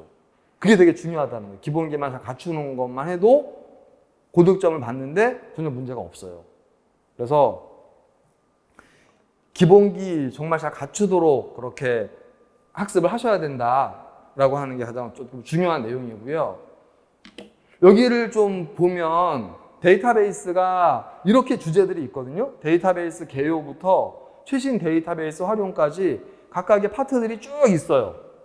그런데 가만히 보시면 이렇게 보면 어떤 파트, 여기 데이터베이스 설계 파트는 빵이죠. 그 다음에 객체에 대한 객체 관계도 빵이에요. 저렇게 파트는 있지만 출제 비중이 거의 없는 영역도 있고 오히려 여기 보시면 데이터 저장 파일 구조, 관계 데이터베이스 언어, 병행 제어 여기가 되게 비중이 높죠. 올해 작년 같은 경우에 2021년 같은 경우에도 SQL 이쪽만 문제가 5문제가 나왔어요. 그럼 국가직 기준으로 25문제인데 25문제에서 한 파트에서 5문제가 나온다는 건 엄청나게 많이 나온 거잖아요. 그럼 거기서 5문제 나오죠? 병행 제어 이런 데서 3문제, 4문제 나오죠? 뭐 이런 지금 데이터 저장 파일 구조에서 한 3문제 나오죠? 그럼 그것만 해도 10문제가 넘어요. 그러면 이 3개 파트만 해서 이미 50% 이상이 문제가 출제가 돼버리는 거예요. 그 말은 뭘 얘기하는 거냐면 공부하셔야 될 영역은 정말 집중적으로 공부 깊이 있게 하셔야 되고 과감하게 넘어가야 되는 거. 아니 이 많은 내용을 어떻게 완벽하게 다 공부하겠어. 시간은 한정되어 있는데 과목 한 과목도 아니고 과목이 되게 많은데 그래서 정말 중요한 과목들 이렇게 지금 비중이 10% 이상 되는 이런 영역들은 정말 꼼꼼하게 학습을 하셔야 되고요. 덜 중요한 부분들, 덜 중요한 부분이라고 해서 중요하지 않는 건 아니에요. 여기에 지금 뭐 7%, 4%, 3%, 5% 이렇게 돼 있는 데는 나올 게 정해져 있어요. 나올 게. 어차피 이런 영역들은 한 문제 나오거든요. 많이 나오면 2문제? 그러면 그 영역에서 나올 게 딱 정해져 있어요. 왜냐면 가장 중요한 게 나올 거니까. 전혀 중요하지 않은 게 나오진 않으니까. 그러면 각각의 비중이 좀 작은 파트에서는 정말 공부해야 되는 내용이 정해져 있고 그러면 그거를 대충 공부하는 게 아니라 그게 어차피 이건 100% 나온다라고 여러분이 좀 확신을 갖고 완벽하게 그거를 해결하게 이해하고 기초를 다져놔야 되고 그리고 이제 문제는 이렇게 문제가 많이 나오는 영역들 5문제 이렇게 나오는 영역들은 그 파트에서 문제를 많이 내려면 결국 응용을 할 수밖에 없고 문제를 꼴 수밖에 없고 그동안 많이 출제가 됐기 때문에 출제자 입장에서는 고민스러울 수밖에 없고 똑같이 낼 수가 없으니까 근데 중요하니까 많이 내야 되고 그러면 결국은 응용해서 문제를 낼 수밖에 없고 그러니까 응용력이 필요하게 될 수밖에 없고 뭐 응용이 필요하게 하려면 결국 기본기를 잘 다주고 출제의 경향을 잘 파악하셔야 되고 조금 더 꼼꼼하게 공부를 하셔야 돼요. 그래서 항상 저는 이제 수업할 때 그런 얘기를 많이 해요. 이거 중요합니다가 아니라 이거 100% 나오는 거다. 그러니까 100% 나오는 거니까 100% 이해를 해야 된다. 99% 이해하고 1%는 이거 이 정도까지 몰라도 되겠지 뭐. 요 정도는 뭐 내가 기초문제도 다 풀 줄 알고 뭐 완벽하게 이론 알고 있는데 뭐. 근데 여기 좀 의심스럽긴 한데 이거 이 정도 몰라도 되겠지 뭐. 이러고 넘어가잖아요. 그러면 항상 시험에 그런 내용들이 이상하게 시험에 나와가지고 걔가 발목을 잡아요. 그래서 정말 중요하다라고 제가 말씀드리는 영역들 이거 시험에 나온다 100% 나오는 부분이다라고 얘기를 하는 부분은 100% 이해하셔야 돼요. 그러면 아니 100% 이해하는 거를 어떻게 알아요? 이럴 수 있잖아요. 그렇죠? 100% 이해한다는 게 어떻게 해야 100% 이해하는 거예요? 이거는 되게 쉬운 방법이 있어요. 여러분한테 설명을 해보면 돼. 빈 A4 용지를 한 장 딱 놓고 이 이론에 대해서 내가 나한테 설명해보는 거예요. 그럼 설명하다가 내가 막혀. 제가 여러분한테 수업할 때 이렇게 설명할 거 아니에요, 어떤 이론을? 그러면 제가 100% 이해하고 있어야 여러분한테 쉽게 설명할 수 있겠죠. 근데 제가 50%밖에 몰라. 그럼 설명하다가 뭔가 막히기도 하고 정확하게 이해도 못 시키고 대충 넘어가는 경우도 있어요. 그러면 그런 경우는 내가 100% 이해하지 못한 거예요. 그래서 가장 확실하게 이해하고 넘어갈 수 있는 방법은 중요한 이론에 대해서 빈 A4 용지를 하나 딱 놓고 수업 끝나고 나면 이걸 내가 한번 적어보는 거예요. 내가 어디까지 알고 있는지, 어디까지 이해하고 있는지. 그러면서 확인해 가는 거예요. 그건 좀 다시 한번 더 말씀을 드릴 거예요. 그래서 전체 데이터베이스를 보면 데이터베이스에 대한 개념을 물어보는 문제가 여기 데이터베이스 개요에서 주로 다뤄지고요. 그 데이터베이스를 운영체제 관점에서 어떻게 저장하고 관리하고 물리적으로 어떻게 관리되느냐에 대한 부분이 여기 파트 2고요. 그 다음에 그러고 나면 이제 데이터베이스가 뭔지도 알았어요. 그 데이터베이스가 어떻게 물리적으로 저장되고 운영체제에서 어떻게 관리되는지도 이제 알았어, 물리적으로. 그러면 이제 데이터베이스의 이론은 다 안 거예요. DB가 뭔지 알았으니까. 그러면 이제 DB를 만들어야 되잖아요. 만들려면 가장 먼저 하는 게 설계죠. 데이터베이스를 설계해야 그 다음에 구현할 수 있으니까. 설계가 데이터베이스 설계, 모델링, 구조, 제약, 연산 여기까지가 다 설계예요. 설계. 그래서 설계 영역은 설계에 대한 개념 알아야 되고 그러고 나면 이제 모델링 하죠. 아마 학교에서 데이터베이스를 공부하신 분들은 ER 다이어그램이라고 해서 개체와 개체 간의 어떤 관계, 속성, 제약 조건 이런 거를 가지고 이제 도형으로 그려서 어떤 이제 모형을 만들어내는 그런 이제 모델링을 하는 거예요. 모델링을 하고 나면 모델링 된 걸 가지고 이제 우리 관계형 데이터베이스라고 하는 테이블로 변환해 줘야 되거든요. 그 변환하는 방법이 여기 이제 구조, 제약 이런 쪽이에요. 그래서 여기 이만큼의 파트에서는 데이터베이스를 만들기 전에 설계하고 이론적으로 뭔가를 정리하는 단계가 이 단계예요. 그러고 나면 이제 설계가 다 끝났어. 그럼 이제 뭐예요? 이제 SQL 명령어. 우리 프로그램 명령어 가지고 프로그래밍 하듯이 데이터베이스는 오라클, 뭐 MS SQL, MySQL 이런 DBMS 있잖아요. 그걸 가지고 실제 프로그래밍을 해야 되는 거예요. 근데 우리가 오라클이 시험에 나오진 않아요. 왜냐면 특정 DBMS가 나오는 게 아니라 표준 SQL에 기반해서 문제가 나오기 때문에 실무적인 내용보다는 정말 표준 SQL의 이론적인 부분들 중심으로 학습을 해야 되는 게 이 관계 데이터베이스 언어 영역이에요.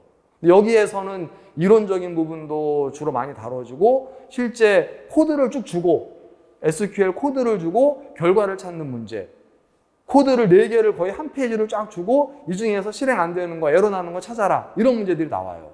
그러니까 프로그래밍에 대한 개념이 조금 필요해요. 이쪽이 되게 비중이 커요. 그러고 나면 이제 보세요. 데이터베이스 개념 알았어요?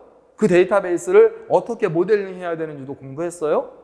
그러고 나서 이제 그거를 SQL로 그 데이터베이스를 실제 실행해가지고 구현해서 만드는 것까지 했어. 그럼 다 한 거지. 그죠? 데이터베이스 다 만든 거잖아요. 끝난 거잖아요. 데이터베이스가. 뭐 끝난 거예요. 그래서 여기까지 데이터베이스 언어까지 하면 데이터베이스를 설계하고 만드는 것까지 다 할 수 있어요. 그러면 이제 끝난 거냐? 근데 보니까 이게 데이터베이스를 쓰다 보니까 사용하다 보면 예상치 못하게 문제가 생겨. 성능도 떨어지기도 하고 갑자기 막 우리가 흔히 데이터를 삽입할 때도 문제가 생기고 데이터를 삭제할 때도 문제가 생기고 데이터를 갱신할 때도 예상치 못하는 문제들이 막 생기는 거예요. 그거를 여기 정규화라고 하는 파트에서 그 그러니까 설계가 잘못된 거지. 설계가 잘못됐기 때문에 이상현상이 생긴 거예요. 그 이상현상을 해결해주는 영역이 여기예요. 정규화. 그래서 1정규형, 2정규형, 3정규형, BCNF, 4, 5 이런 정규형들이 있어요. 그거에 대해서 이제 학습을 해요. 그러고 나면 데이터베이스도 만들었어요. 데이터베이스를 쓰다가 문제 생기는 것도 여기서 이상현상 다 해결했어. 그러면 무결성, 정확하게 데이터베이스를 이제 만들어가지고 운영할 수 있게 되는 거예요. 그럼 사실 여기까지만 하면 데이터베이스를 이상 없이 쓰는 데는 전혀 이제 문제가 없어. 그럼 이제 또 추가로 뭐가 필요할까요? 근데 쓰다 보니까 데이터베이스의 보안이 또 필요해.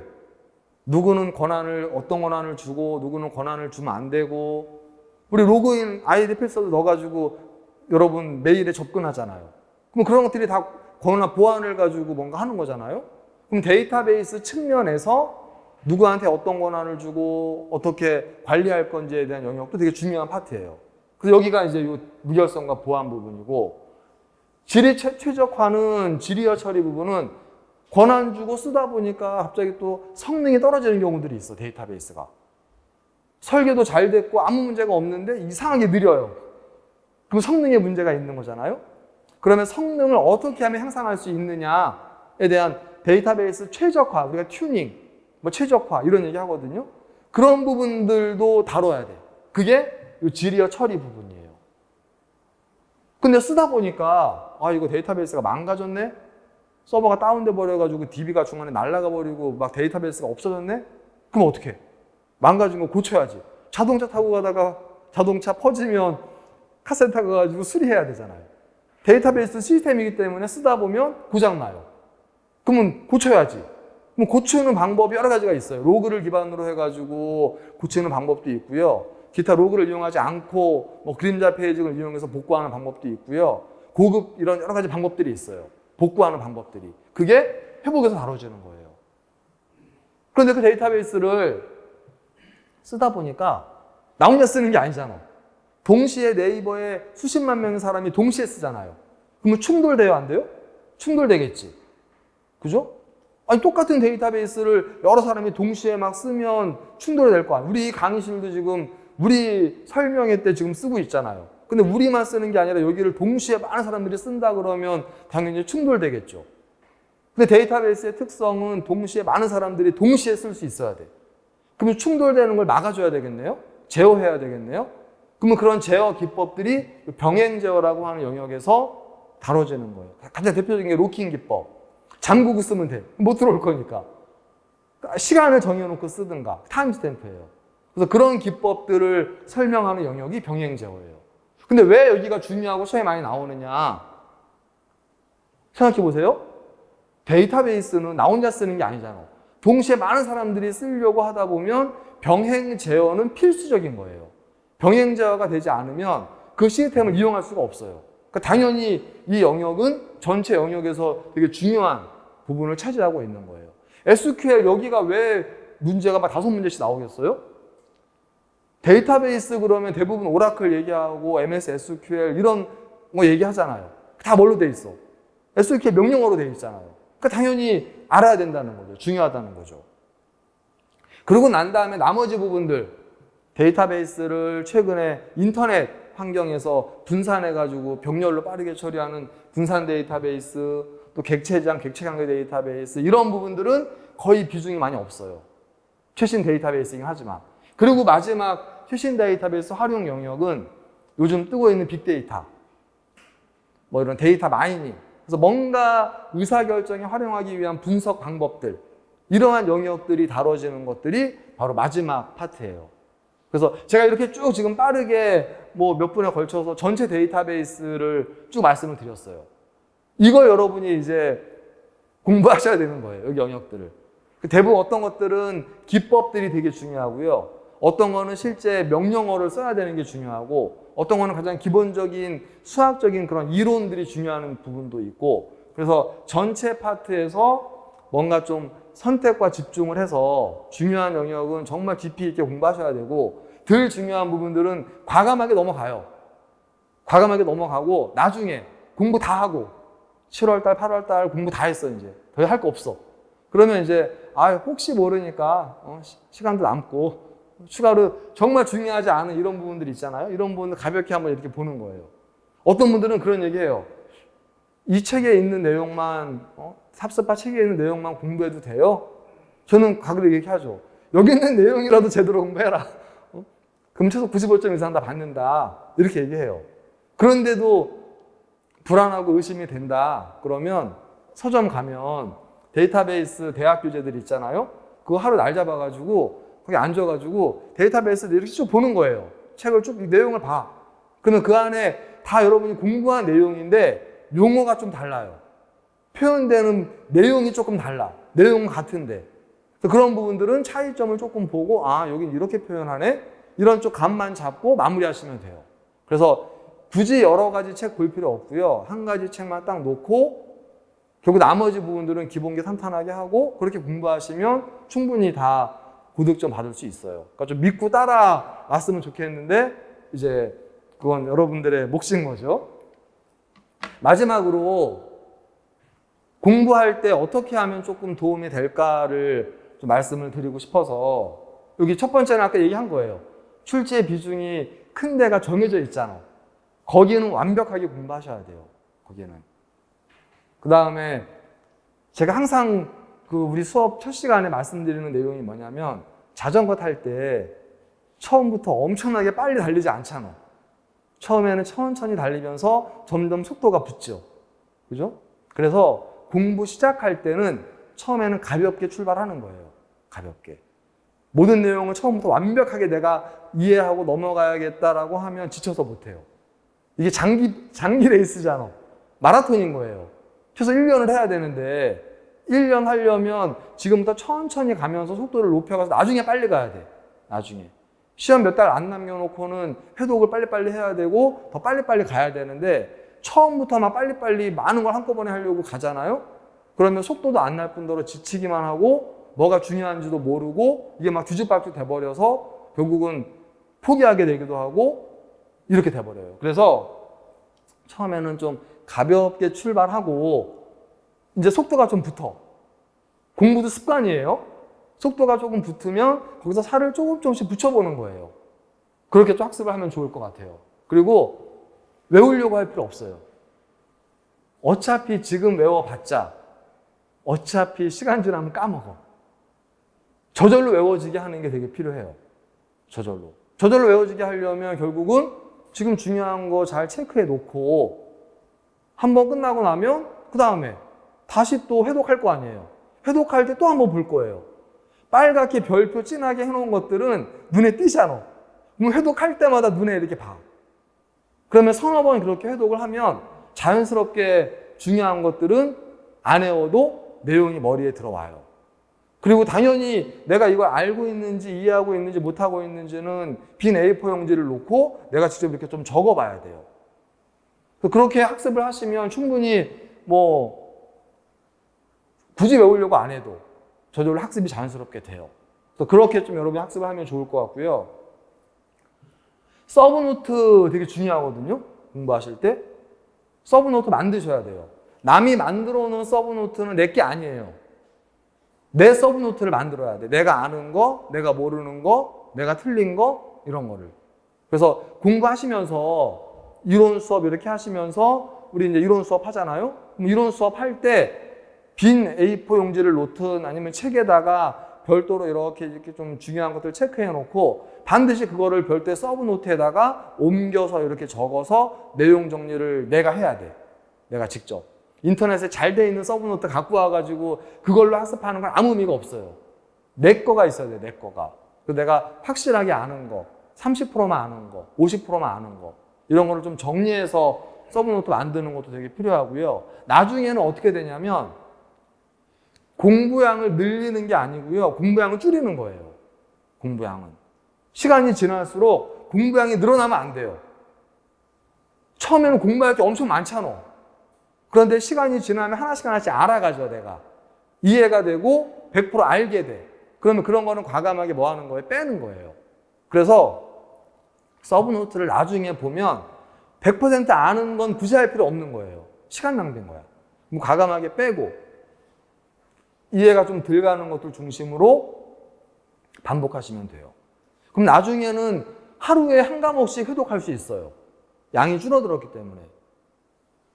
그래서 공부량을 늘리는 게 아니고 공부량은 줄여가면서 나중에 내가 아는 거 모르는 거 좀 구분하려면 서브노트를 잘 만들어 놓고 정리 잘 하셔야 돼요. 그리고 책도 수업 이렇게 전공 수업이든 피셋이든 아니면 여러분 다른 자격증 공부든 공부하실 때 책에다가 좀 이렇게 밑줄도 긋고 설명 이렇게 적잖아요. 좀 색깔별로 좀 이렇게 해놓고 빨간색 형광펜 이런 걸로 좀 이렇게 칠해놓고 이미지화 시키는 게 되게 중요해요. 어떤 분은 그냥 까만 펜으로 온 책을 다 까만 펜으로 다 이렇게 써놔. 그럼 나중에 보면 내가 봐도 공부하기 싫어, 이 책 봐도. 그렇다고 따로 뭐 이걸 따로 옮겨가지고 따로 뭐 정리해가지고 하지도 않을 거잖아요. 그러니까 수업할 때 꼼꼼하게 조금 빨간색, 파란색 중요한 거 이렇게 좀 체크해 가면서 이미지화 시켜놔야 나중에 가서 회독할 때 그게 되게 큰 도움이 돼요. 따로 시간 내서 하지 말고 수업 따라갈 때 그때 조금 정리하면서 책을 중요한 거 이런 것도 체크하면서 넘어가는 게 필요하고요. 요 5번이 되게 중요한 것 같은데 자주 나왔던 주제는 반드시 빈 종이에다가 여러분들이 적어봐야 돼요. 그래서 제가 어떻게 이제 훈련을 시키냐면 학생들한테 정규화 수업을 이제 하루에 걸쳐서 쭉 해요. 그럼 정규화가 뭔지 1정규형, 2정규형, 3정규형, BCNF, 4정규형, 5정규형 있거든요. 그 정규형을 빈 A4 용지 하나 딱 주고 자, 정규형에 대해서 네가 아는 거 다 적어봐 여기다가. 공부를 물론 하고 난 다음에 공부를 복습도 하고 공부를 하고 난 다음에 빈 종이를 주고 정규화에 대해서 네가 아는 거 여기다 다 적어. 그러면 막 생각나는 거 적을 거 아니야. 정규화의 개념도 적고 이상현상 적고 1정규형이 뭔지 적고 2정규형이 뭔지 적을 거 아니에요. 적다 보면 막히는 게 있어. 내용이 부족한 게 있어요. 그러면 적은 걸 가지고 책에 있는 걸 다시 봐. 그러면 책에 있는 중요한 내용이 이 빈 A4 용지에 내용이 있는지 없는지를 이렇게 크로스로 체크하는 거예요. 그래서 여기 없네? 중요한 건데 여기 없네? 그럼 내가 미처 내 머리에 기억이 안 돼 있는 거야. 그러면 그거는 빨간색으로 적어놓고 아 내가 이거 빼먹었네? 그러면 그렇게 학습을 하는 거예요. 그렇게 해서 반복하다 보면 어느 순간 자연스럽게 뭐가 중요한지가 정리가 되고 내가 내 공부를 하는 거예요. 그게. 그냥 수업 시간에는 다 안 되니까요. 수업 시간에 제가 쭉 설명하면 한번 앉아가지고 이렇게 들으면 이게 외겨가 아니기 때문에 다 이해할 수 있어. 또 제가 그만큼 또 쉽게 설명하기 때문에 다 이해할 수 있어요. 근데 문제는 제가 수업 시간에 설명하는 내용들을 여러분이 이해한다 그래서 시험장에 가서 맞출 수 있느냐? 그건 별개의 문제예요. 내가 알아야 되는 거예요. 이해한 것과 100% 알고 있는 거랑은 다른 거예요. 근데 여러분들이 착각을 해. 이해하고 있으면 수업 시간에 이해가 되면 내가 아는 것 같아. 근데 응용해가지고 문제를 내면 그 문제를 못 풀어. 그럼 이해하고 있지 못한 거예요. 그래서 그거를 이해하게 하려면 결국 내가 적어보는 방법밖에 없어요. 내가 어디까지 알고 있는지를 책을 안 보고 적을 수 있어야 돼요. 그래서 그런 연습을 계속 하다 보면 어느 순간에 여러분의 실력이 되게 업그레이드가 돼 있어요. 그러면 그렇게 적어서 책에 있는 내용과 유사할 정도로 만들어지면 그 문제는 안 틀려요. 틀릴 수가 없지. 안 보고도 적을 수 있는데. 그래서 그렇게 좀 학습을 하시면 훨씬 더 도움이 된다라는 얘기고요. 기출문제 중요하다고 했는데 기출문제가 또 나오니까 중요하다가 아니라 기출문제는 가장 기본이 되는 이론이 어떻게 응용되어서 나오는지를 확인해 보는 용도인 거예요. 그래서 응용력을 키우기 위해서 이렇게 응용돼서 문제가 나오는구나를 이해하기 위해서 필요한 거지 기출문제가 똑같이 안 나온다는 거예요. 특히 이제 공무원 시험 특성이 그렇기 때문에 기출문제는 기본기의 응용의 그런 잣대로 보고 여러분의 생각을 조금 이렇게 하는 항상 공부하실 때 생각을 많이 하셔야 돼요. 이 문제를 왜 이렇게 응용해서 냈지? 왜 이게 정답이지? 왜 얘가 이렇게 문제를 정말 쉬운 문제인데 답은 정말 쉽게 찾을 수 있는데 왜 이걸 한 페이지에 걸쳐가지고 이렇게 문제를 꽈서 냈지? 이런 거를 좀 생각하면서 공부를 하셔야 나중에 여러분들이 출제자의 의도를 정확하게 파악할 수 있고 이럴 수 있어요. 그런데 가장 안타까운 게 정말 열심히는 해. 열심히는. 근데 생각을 안 하고 공부를 해. 그냥 아무 생각 없이 그냥 열심히 공부만 해요. 그러면 되게 아는 건 되게 많아. 공부를 많이 했으니까. 그런데 응용력은 제로예요. 그러면 시험장에 가서 정말 쉬운 문제를 못 풀고 틀리고 나와요. 그러니까 그러지 마시고 여러분들은 정말 기본기 잘 다져놓고 꼼꼼하게 기본기 확인하기 위해서 빈 용지에다가 적어보고 시작은 좀 가볍게 시작하되 중요한 거 정말 꼼꼼하게 확인해 가면서 학습하시고 그리고 이제 시작하는 거잖아요. 시작하는 이 초심을 절대 잃으시면 안 돼요. 중간에 얼마나 힘들겠어. 포기하고 싶고. 나와의 싸움이기 때문에. 그러니까 절대 포기하지 말고 이미 시작했으면 끝을 봐야 돼요. 그럼 중간에 힘든 고비들이 몇 번 있어요. 슬럼프도 있고. 그럴 때는 여러분의 미래를 좀 생각하면서 미래를 좀 생각하고 내가 공무원 되고 나면 이런 데서 이렇게 내가 근무하게 될 거야. 이런 좀 행복한 미래도 좀 생각해보고 정 또 힘들고 이러면 공무원이 근무하는 곳 있잖아요. 뭐 지방직이면 뭐 시청도 있을 거고 국가직이면 뭐 어디 세종시도 있을 거고 뭐 청사들 있잖아요. 이런 데 한번 바람 쐬러 한번 가는 거예요. 가서 이렇게 한번 보고 내가 나중에 근무할 곳이야. 이러면서 좀 충전도 좀 하고. 그래서 공부만 하라는 얘기는 아니에요. 여행도 다니셔야 되고요. 운동도 해야 되고 영화도 보고요. 맛있는 것도 잘 챙겨 먹고요. 되게 중요해요. 머리는 뇌로 하는 거잖아, 공부는. 그럼 뇌 에너지가 많이 공급돼야 되잖아요. 그러니까 먹는 것도 잘 챙겨 드셔야 되고요. 뭐 아몬드 이런 거 있잖아요. 뭐 오메가3 이런 것도 꼼꼼하게 챙겨서 먹으면서 공부하셔야 돼요. 공부는 되게 전략적으로 하셔야 되고요. 과학적으로 공부하셔야 돼요. 과학적으로. 그냥 앉아가지고 열심히만 한다고 이게 뭐 좋은 게 아니니까. 그래서 조금 더 암기 외우는 거에 도움이 된다. 머리에 좀 더 도움이 된다. 이러면 적극적으로 좀 먹는 것도 좀 챙겨서 먹고 스트레스도 나만의 해결 방법을 찾아가서 해결하셔야 되고 그러면서 좀 즐겁게 하루하루 생활하면서 힘든 과정이지만 그렇게 공부하시면 충분히 1년 안에 충분히 합격할 수 있고요. 포기만 안 하고 좀 즐겁게 이렇게 좀 하면서 공부하면 성과가 되게 좋고 나중에 합격한 친구들 보면 합격해서 이렇게 친구들 이렇게 면면을 보면 되게 긍정적인 친구들 수업 시간에 좀 잘 웃고 좀 활발했던 친구들 있잖아요. 이런 친구들이 결과가 훨씬 좋아요. 근데 혼자 그냥 조용하고 계속 스트레스만 받고 있고 막 의기소침해 있고 이런 친구들 보면 결과가 그다. 그러니까 그 말은 뭐냐면 본인 스스로가 어차피 공부하는 건데 좀 즐겁게 하라는 얘기예요. 좀 재밌게. 어차피 하는 건데. 그래서 그렇게 좀 즐겁게 재밌게 이렇게 좀 공부하시고 좀 행복한 미래를 목표를 정해놓고 하나씩 한 걸음씩 이렇게 하시면 충분히 다 좋은 그런 결과를 얻을 수 있을 것 같아요.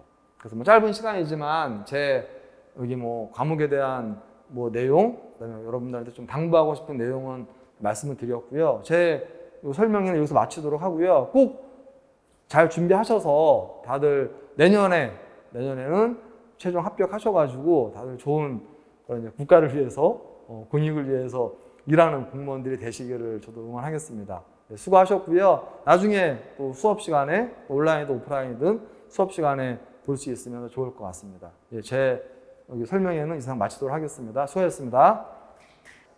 안녕하세요.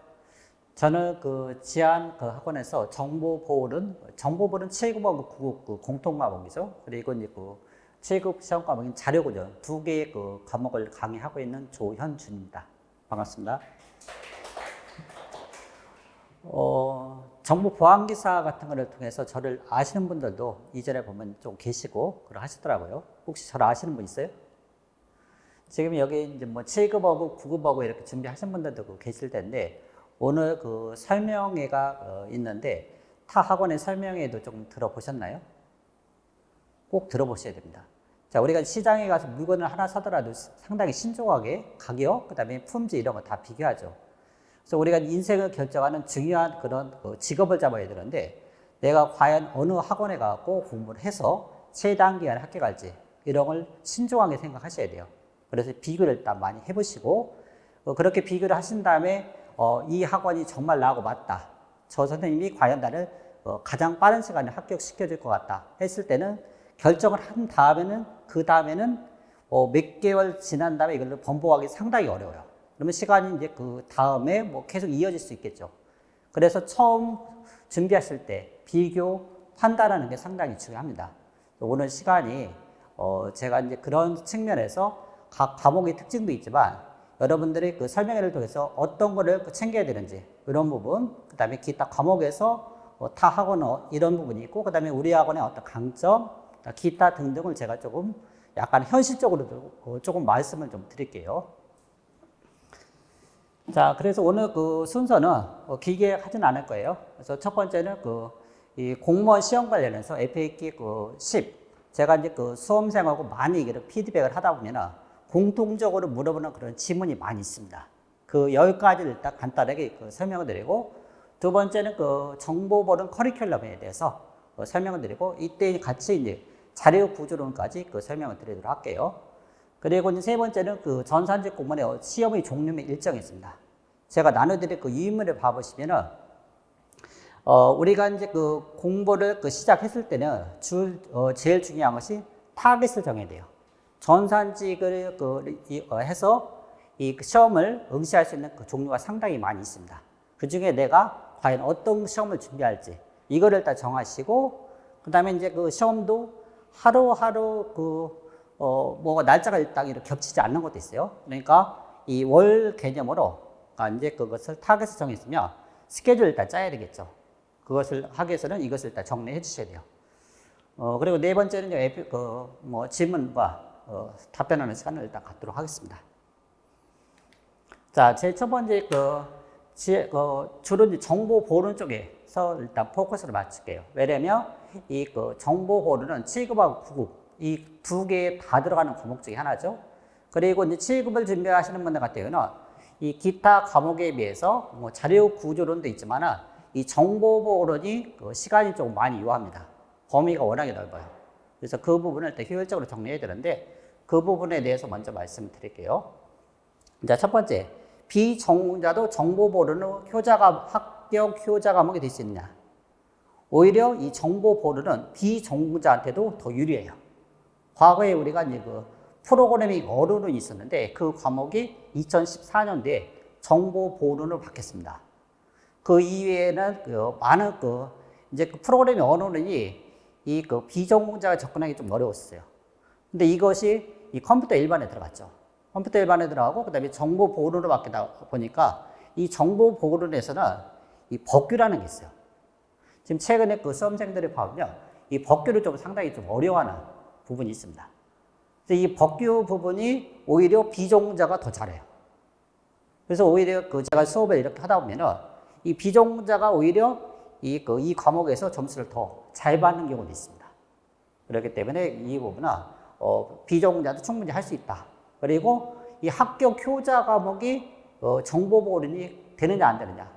그래서 이제 일반적으로 이제 나중에 제가 설명할 때는 그 학원의 선생님 다 비교해 보시고, 그다음에 교재도 일단 다 비교해 보셔야 돼요. 그래서 공부를 하실 때는 제일 첫 번째는 교재 선택이 일단 중요해요.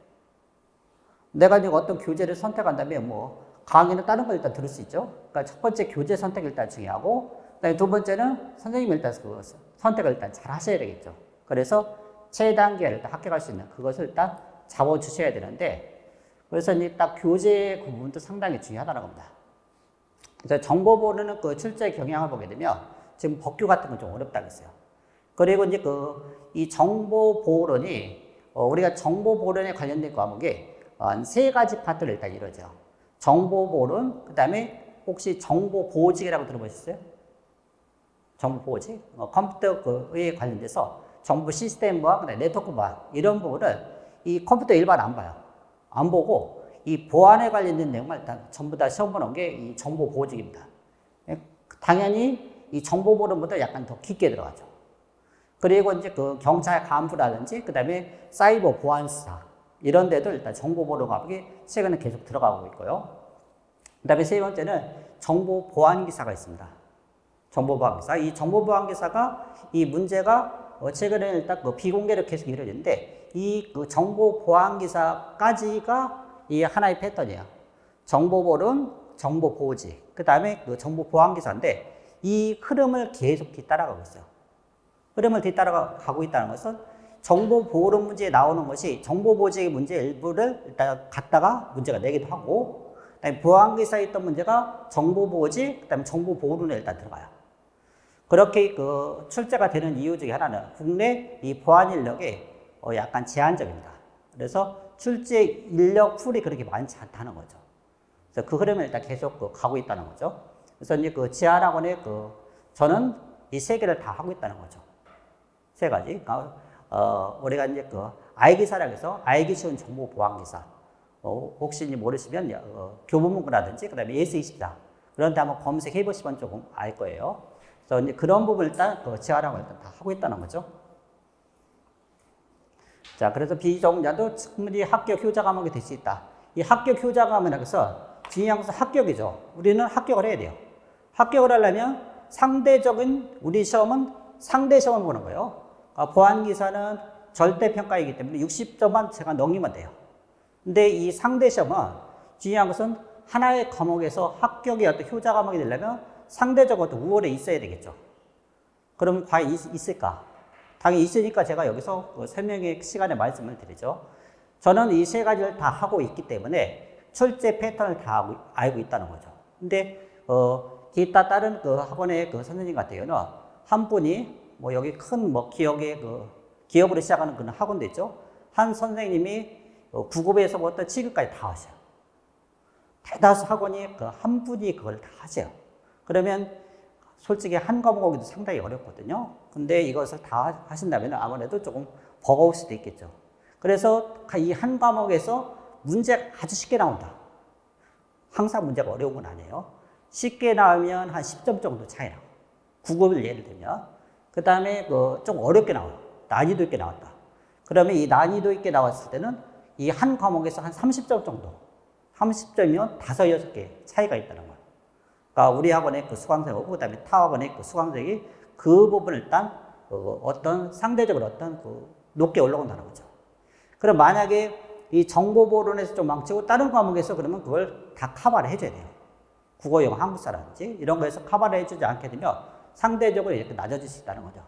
그 이유 중에 하나는 우리는 보안기사 이런 데까지 접근하기 때문에 제가 공무원 시험을 준비할 때 최고 수준 엔제라는 게 있습니다.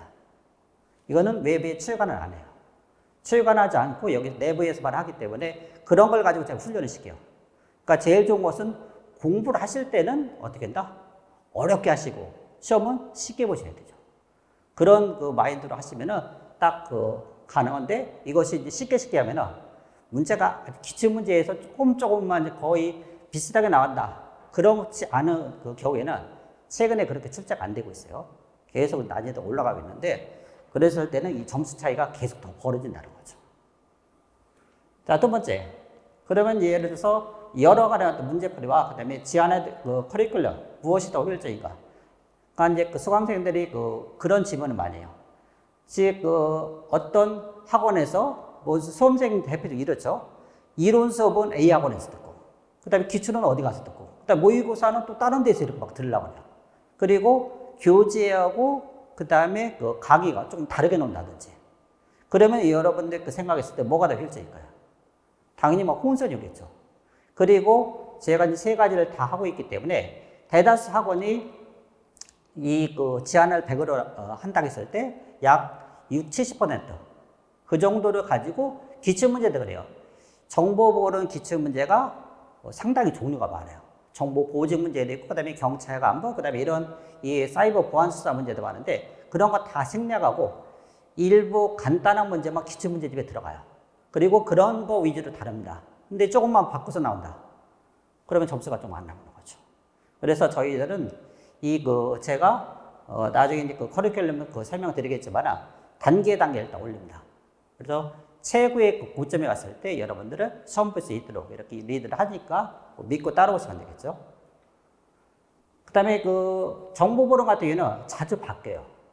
바뀌게 되는데 그러면 이 부분은 특히 어디가 바뀌냐면 법규가 바뀌어요. 유일하게 이제 전산직 시험에서 법이 들어가는 부분이 이 정보보론입니다. 이 부분은 바뀐 부분을 꼭 챙겨주셔야 되고, 그 다음에 이 정보보론 이 교재 하나를 만들기 위해서 제가 대학 교재 한 50권을 분석을 했어요. 물론 이제 정보 보안기사도 해야 되기 때문에 같이 이렇게 하는 거죠. 같이 해야 되기 때문에 하긴 하는데 아무튼 그런 부분의 신경향이 그 부분이 계속 바뀌어요. 계속 바뀌는데 그것을 과거책으로 한다든지 하면은 조금은 어려울 수도 있겠죠. 만약에 이제 한 2년 동안 공부를 하셔야 된다 했을 때는 그런 바뀐 부분, 특히 법규 부분 같은 거 있잖아요. 법규 부분은 이 법제처 사이트에 들어가서 이거를 새로운 거 어떤 게 바뀌었는지 챙겨주셔야 돼요. 정 안 되면 제가 이제 우리 학원 홈페이지에다 올려드리니까 그걸 가지고 또 정리를 하신다든지 해주셔야 됩니다. 자, 그런 거 꼭 챙겨주셔야 되고. 자, 우리 학원의 교재가 정보보론 같은 경우는 조금 두꺼워요.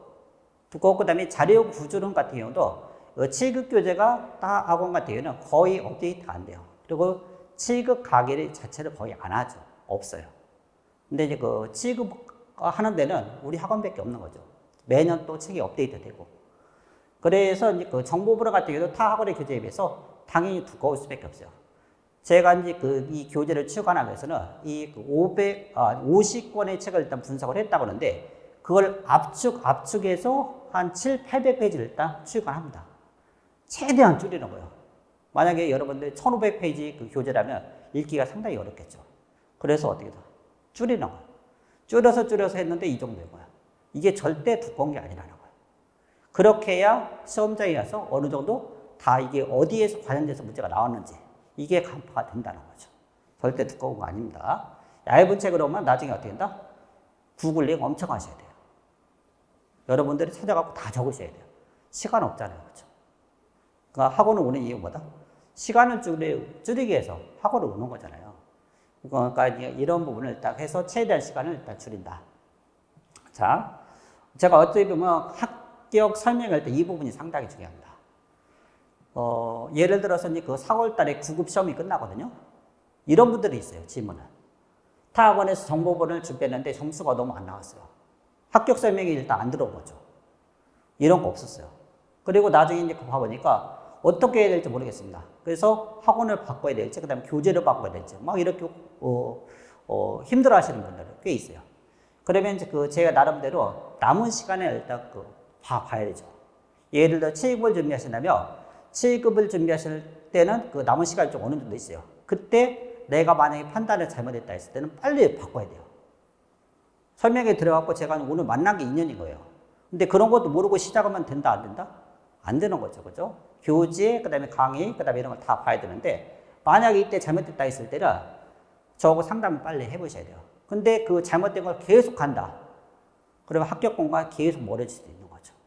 정말 운 좋게 시험이 엄청 쉽게 해서 한번 딱 걸릴 수도 있긴 해요.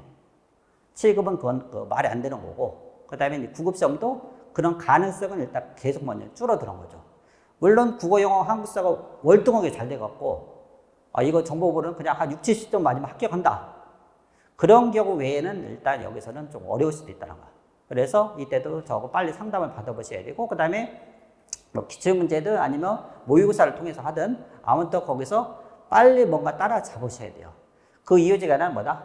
전체 지안의 파이가 100이라고 했을 땐 한 60, 70% 가지고 타원에서 강의를 해요. 그러니까 쉬운 부분만 일단 가지고 계속 하는 거죠. 그런 어떤 차이가 있기 때문에 그런 부분도 있습니다. 그다음에 법규를 꺼야 되는데 어떻게 해야 될지 모르겠다. 최근에 9급 같은 경우는 이번에 그 지방직 시험에도 제가 이제 그 수업 시간에 엄청 강조했던 내용이 딱 나왔더라고요. 근데 이제 그 부분이 타 그 학원 같은 경우는 저걸 어떻게 맞춰? 막 이렇게 얘기를 해요. 근데 이제 제가 수업 시간에는 제가 정보 보안 기사 같은 거 이런 거 하기 때문에 법규는 절대 모르는 사람이 그래요. 법규는 무조건 암기하는거다. 한 그 법규마다 한 1000페이지 정도예요. 그거 암기하실 수 있어요? 암기할 필요도 없어요. 그냥 좀 이해만 하시면 되는데, 그런 거 맥만 잡으면 되는데, 이 법규를 빼고서는 정보를 절대 고득점을 받을 수가 없어요. 근데 지하학원의 이거 장점이라는 거죠. 제가 그런 부분을 일단 또 전공을 하고 있기 때문에 쉽게 여러분들한테 좀 전달해줘서 이게 상대적인 좀 강점이 될 수도 있어요. 상대적으로. 그러니까 이것은 아무튼 저를 다 믿고 따라오시면 일단 된다. 그런데 타 학원의 교재만 보더라도 법제처 사이트에 들어가면 다운로드해서 아래 한글로 그냥 키핑해서 딱 집어넣을 수 있어요. 그냥 그렇게 갖다 집어넣어요. 근데 법은 그렇게 공부하시면 안 되거든요. 우리 교재를 보면 다 분석을 해봐야 돼요. 법은 분석을 해보고 그다음에 이해를 하면 암기할 게 별로 없어요. 시험장에 쭉 읽으면 이게 이런 데가 없는데 그렇고 딱 체크만 그냥 하시면 돼요. 아주 쉽게 일단 할 수 있다는 거죠. 자, 그 다음에 기출 문제를 딱 암기하면 되냐. 기출 문제집 자체도 차이가 있어요. 그래서 예를 들어서 지하학원의 기출이 다 경찰관부나 그 다음에 사이버, 그 다음에 정보보직 전부 다 다루는데 다른 데는 이걸 다 다루지 않아요. 그래서 지방직, 국가직, 일본 이제 국회 사무처 이런 거 위주로 일단 기출 문제를 하기 때문에 그 범위를 벗어난 문제가 새롭고 가끔 들어오거든요. 그런 문제를 맞추기 상당히 어렵다는 거죠. 그랬을 때도 그냥 이것만 한다면은 뭐다? 상대적인 어떤 강점을 갖기는 상당히 좀 어렵습니다. 그 다음에 정보보안기사도 강의를 하고 있는데요. 그래서 이제 그 알기사 1200자가 있고, 그 다음에 최고 수준 렌즈가 있어요. 이 두 개를 일단 겹치는 건 없어요. 이 그 정보보론에서 하는 이 부분은 이 그 일본 이제 정보보안기사 문제도 제가 가져오긴 해요. 가져오는데 이 정보보안기사 문제를 다 풀게 되면요. 범위가 엄청 넓어져요. 여러분들이 맥 잡기가 상당히 어렵죠. 그래서 저는 정보보론 커리큘럼에 맞게 일단 이렇게 구성하고, 그 다음에 저쪽은 저쪽, 그다음에 이쪽은 이쪽. 그리고 이들 사이 겹치지 않기 때문에 이런 부분을 제고스 렌즈 같은 걸 통해서 이 부분이 외부에 치관이 안 되는데, 이걸 가지고 일단 공부를 하시게 되면 이 어려운 문제도 충분히 접근해서 응용력을 배양을 할 수 있다는 거죠. 그것이 어쩌면 지안의 어떤 그 강점이 될 수도 있습니다. 그다음에 정보보직 시험이 있는데요. 이거는 커리큘럼이 있기 때문에 플러스 알파에서 정보보직은 보안기사를 많이 따라가고 있어요. 그래서 보안기사 같은 걸 접근해 보시는 게 좋아요. 근데 대다수 학원이 이 보안기사를 강의하는 데는 지안 그 알기사밖에 없습니다. 그다음에 기타 뭐 이제 다른 데 하긴 하는데, 거기도 이 그 사설 학원으로서는 크게 의미가 없고, 그다음에 공무원 시장에서는 이런 거를 정리하는 데가 없어요. 그러니까 정보보직 시험 준비하기가 상당히 좀 어렵다는 거죠. 그래서 보안기사까지 해주시는 게 좋고요. 여기도 동일합니다. 경찰에 가면 사이버 보안수사도 이 정보 보안기사까지 해주시는 게 좋아요. 자, 그 다음에 그 커리큘럼인데요. 자, 여기 보시면 그 먼저 이 이론 수업이 있습니다. 이론 수업이 있고, 그 다음에 그 기출이 있고요. 그 다음에 그 최고수 엔제가 가요. 엔제. 이 그 흐름 자, 모든 수업이 그렇죠. 이론, 기출, 그 다음에 이 부분이 일단 어찌 보면 이 그 약간 클라이 상위로 점수를 고득점을 끌고 가는 부분 중에 하나가 이거 최고 수준 엔제입니다. 최고 수준 엔제. 엔제라는 것은 우리가 800문제가 될 수도 있고, 그 다음에 뭐 1000문제가 될 수도 있고 하기 때문에 제가 엔제라고 이렇게 명명을 했어요. 자, 그리고 모든 교재는 기출도 그렇고 난이도별로 배열이 되어 있어요. 요즘 수험서가 대다수 그렇게 되어 있죠. 그래서 쉬운 문제, 그다음에 어려운 문제 계속 이렇게 길을 끌고 가고, 그다음에 마지막에 이제 모의고사식 훈련을 좀 하고 있습니다. 그래서 계속 이렇게 일단 진행을 하고 있다는 얘기입니다. 그래서 이 그 부분의 그 과정은 전산직, 그다음에 군무원, 요즘은 군무원 시험 준비하시는 분들 많죠. 그다음에 그 정보보호직이나 사이버, 경찰 간부. 그래서 빅데이터 1.0, 3.0, 5.0, 그다음에 7.0 이렇게 순서대로 일단 올라가고 있습니다. 이걸 일단 참고로 해서 일단 보시면 될 것 같고요. 그래서 이거는 이제 교재 제가 표지 앞부분에 일단 넣는 그런 내용이니까 뭐 그것을 참고하셔도 되고요. 자, 그다음에 그 합격 설명에서 이제 그 시험의 종류의 일정. 자, 이렇게 정리된 된 것은 아마 제가 처음일 것 같아요. 이걸 딱 보시는 순간 제가 이런 기출문제라든지 그다음에 여러분의 필요한 것을 잘 정리하는 느낌이 팍팍 오지 않아요? 이게 하나의 표로 이렇게 딱 정리한 거예요. 이런 것도 없어요. 그러니까 제가 왜 이것을 느꼈냐면, 여러분들이 상담을 하다 보면 이런 게 시험이 있었어요? 막 이래요. 이 전산직 시험의 종류를 일단 다 알고 시작해야 되죠. 그러니까 예를 들어서 그 전산직에 관련된 시험, 여기 과목도 쭉 다 있어요. 그리고 내가 응시할 수 있는 시험의 종류를 다 파악이 돼야 되는데, 그걸 모르고부터 시작하면 안 되겠죠, 당연히. 그러니까 이거는 처음 스타트하는 분들의 일단 기본적인 사항입니다. 그래서 커리큘럼하고 그다음에 이 부분은 이 시험의 종류, 그다음에 일정 이런 것 같은 건 교재 앞뒤에 일단 제가 다 집어넣으니까, 그것은 최근에 지금 아직 시험이 계속 진행되고 있기 때문에 그 부분을 일단 최신 버전은 교재가 나갈 때 여기서 일단 포함을 시켜서 일단 나갈 겁니다. 그래서 여기 보면 시험 과목, 그다음에 기타 비고사. 그래서 일본은 뭐 시험이 7급 같은 경우는 피셋 같은 건 일단 대체가 됐죠. 대체됐고, 그다음에 그런 거에 통해서 조금 바뀌는 부분, 그런 걸 일단 다 있으니까 봐보시고, 그래서 타겟을 정하셔야 돼요.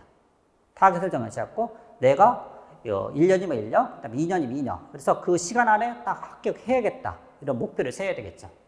그런 것이 일단 필요합니다.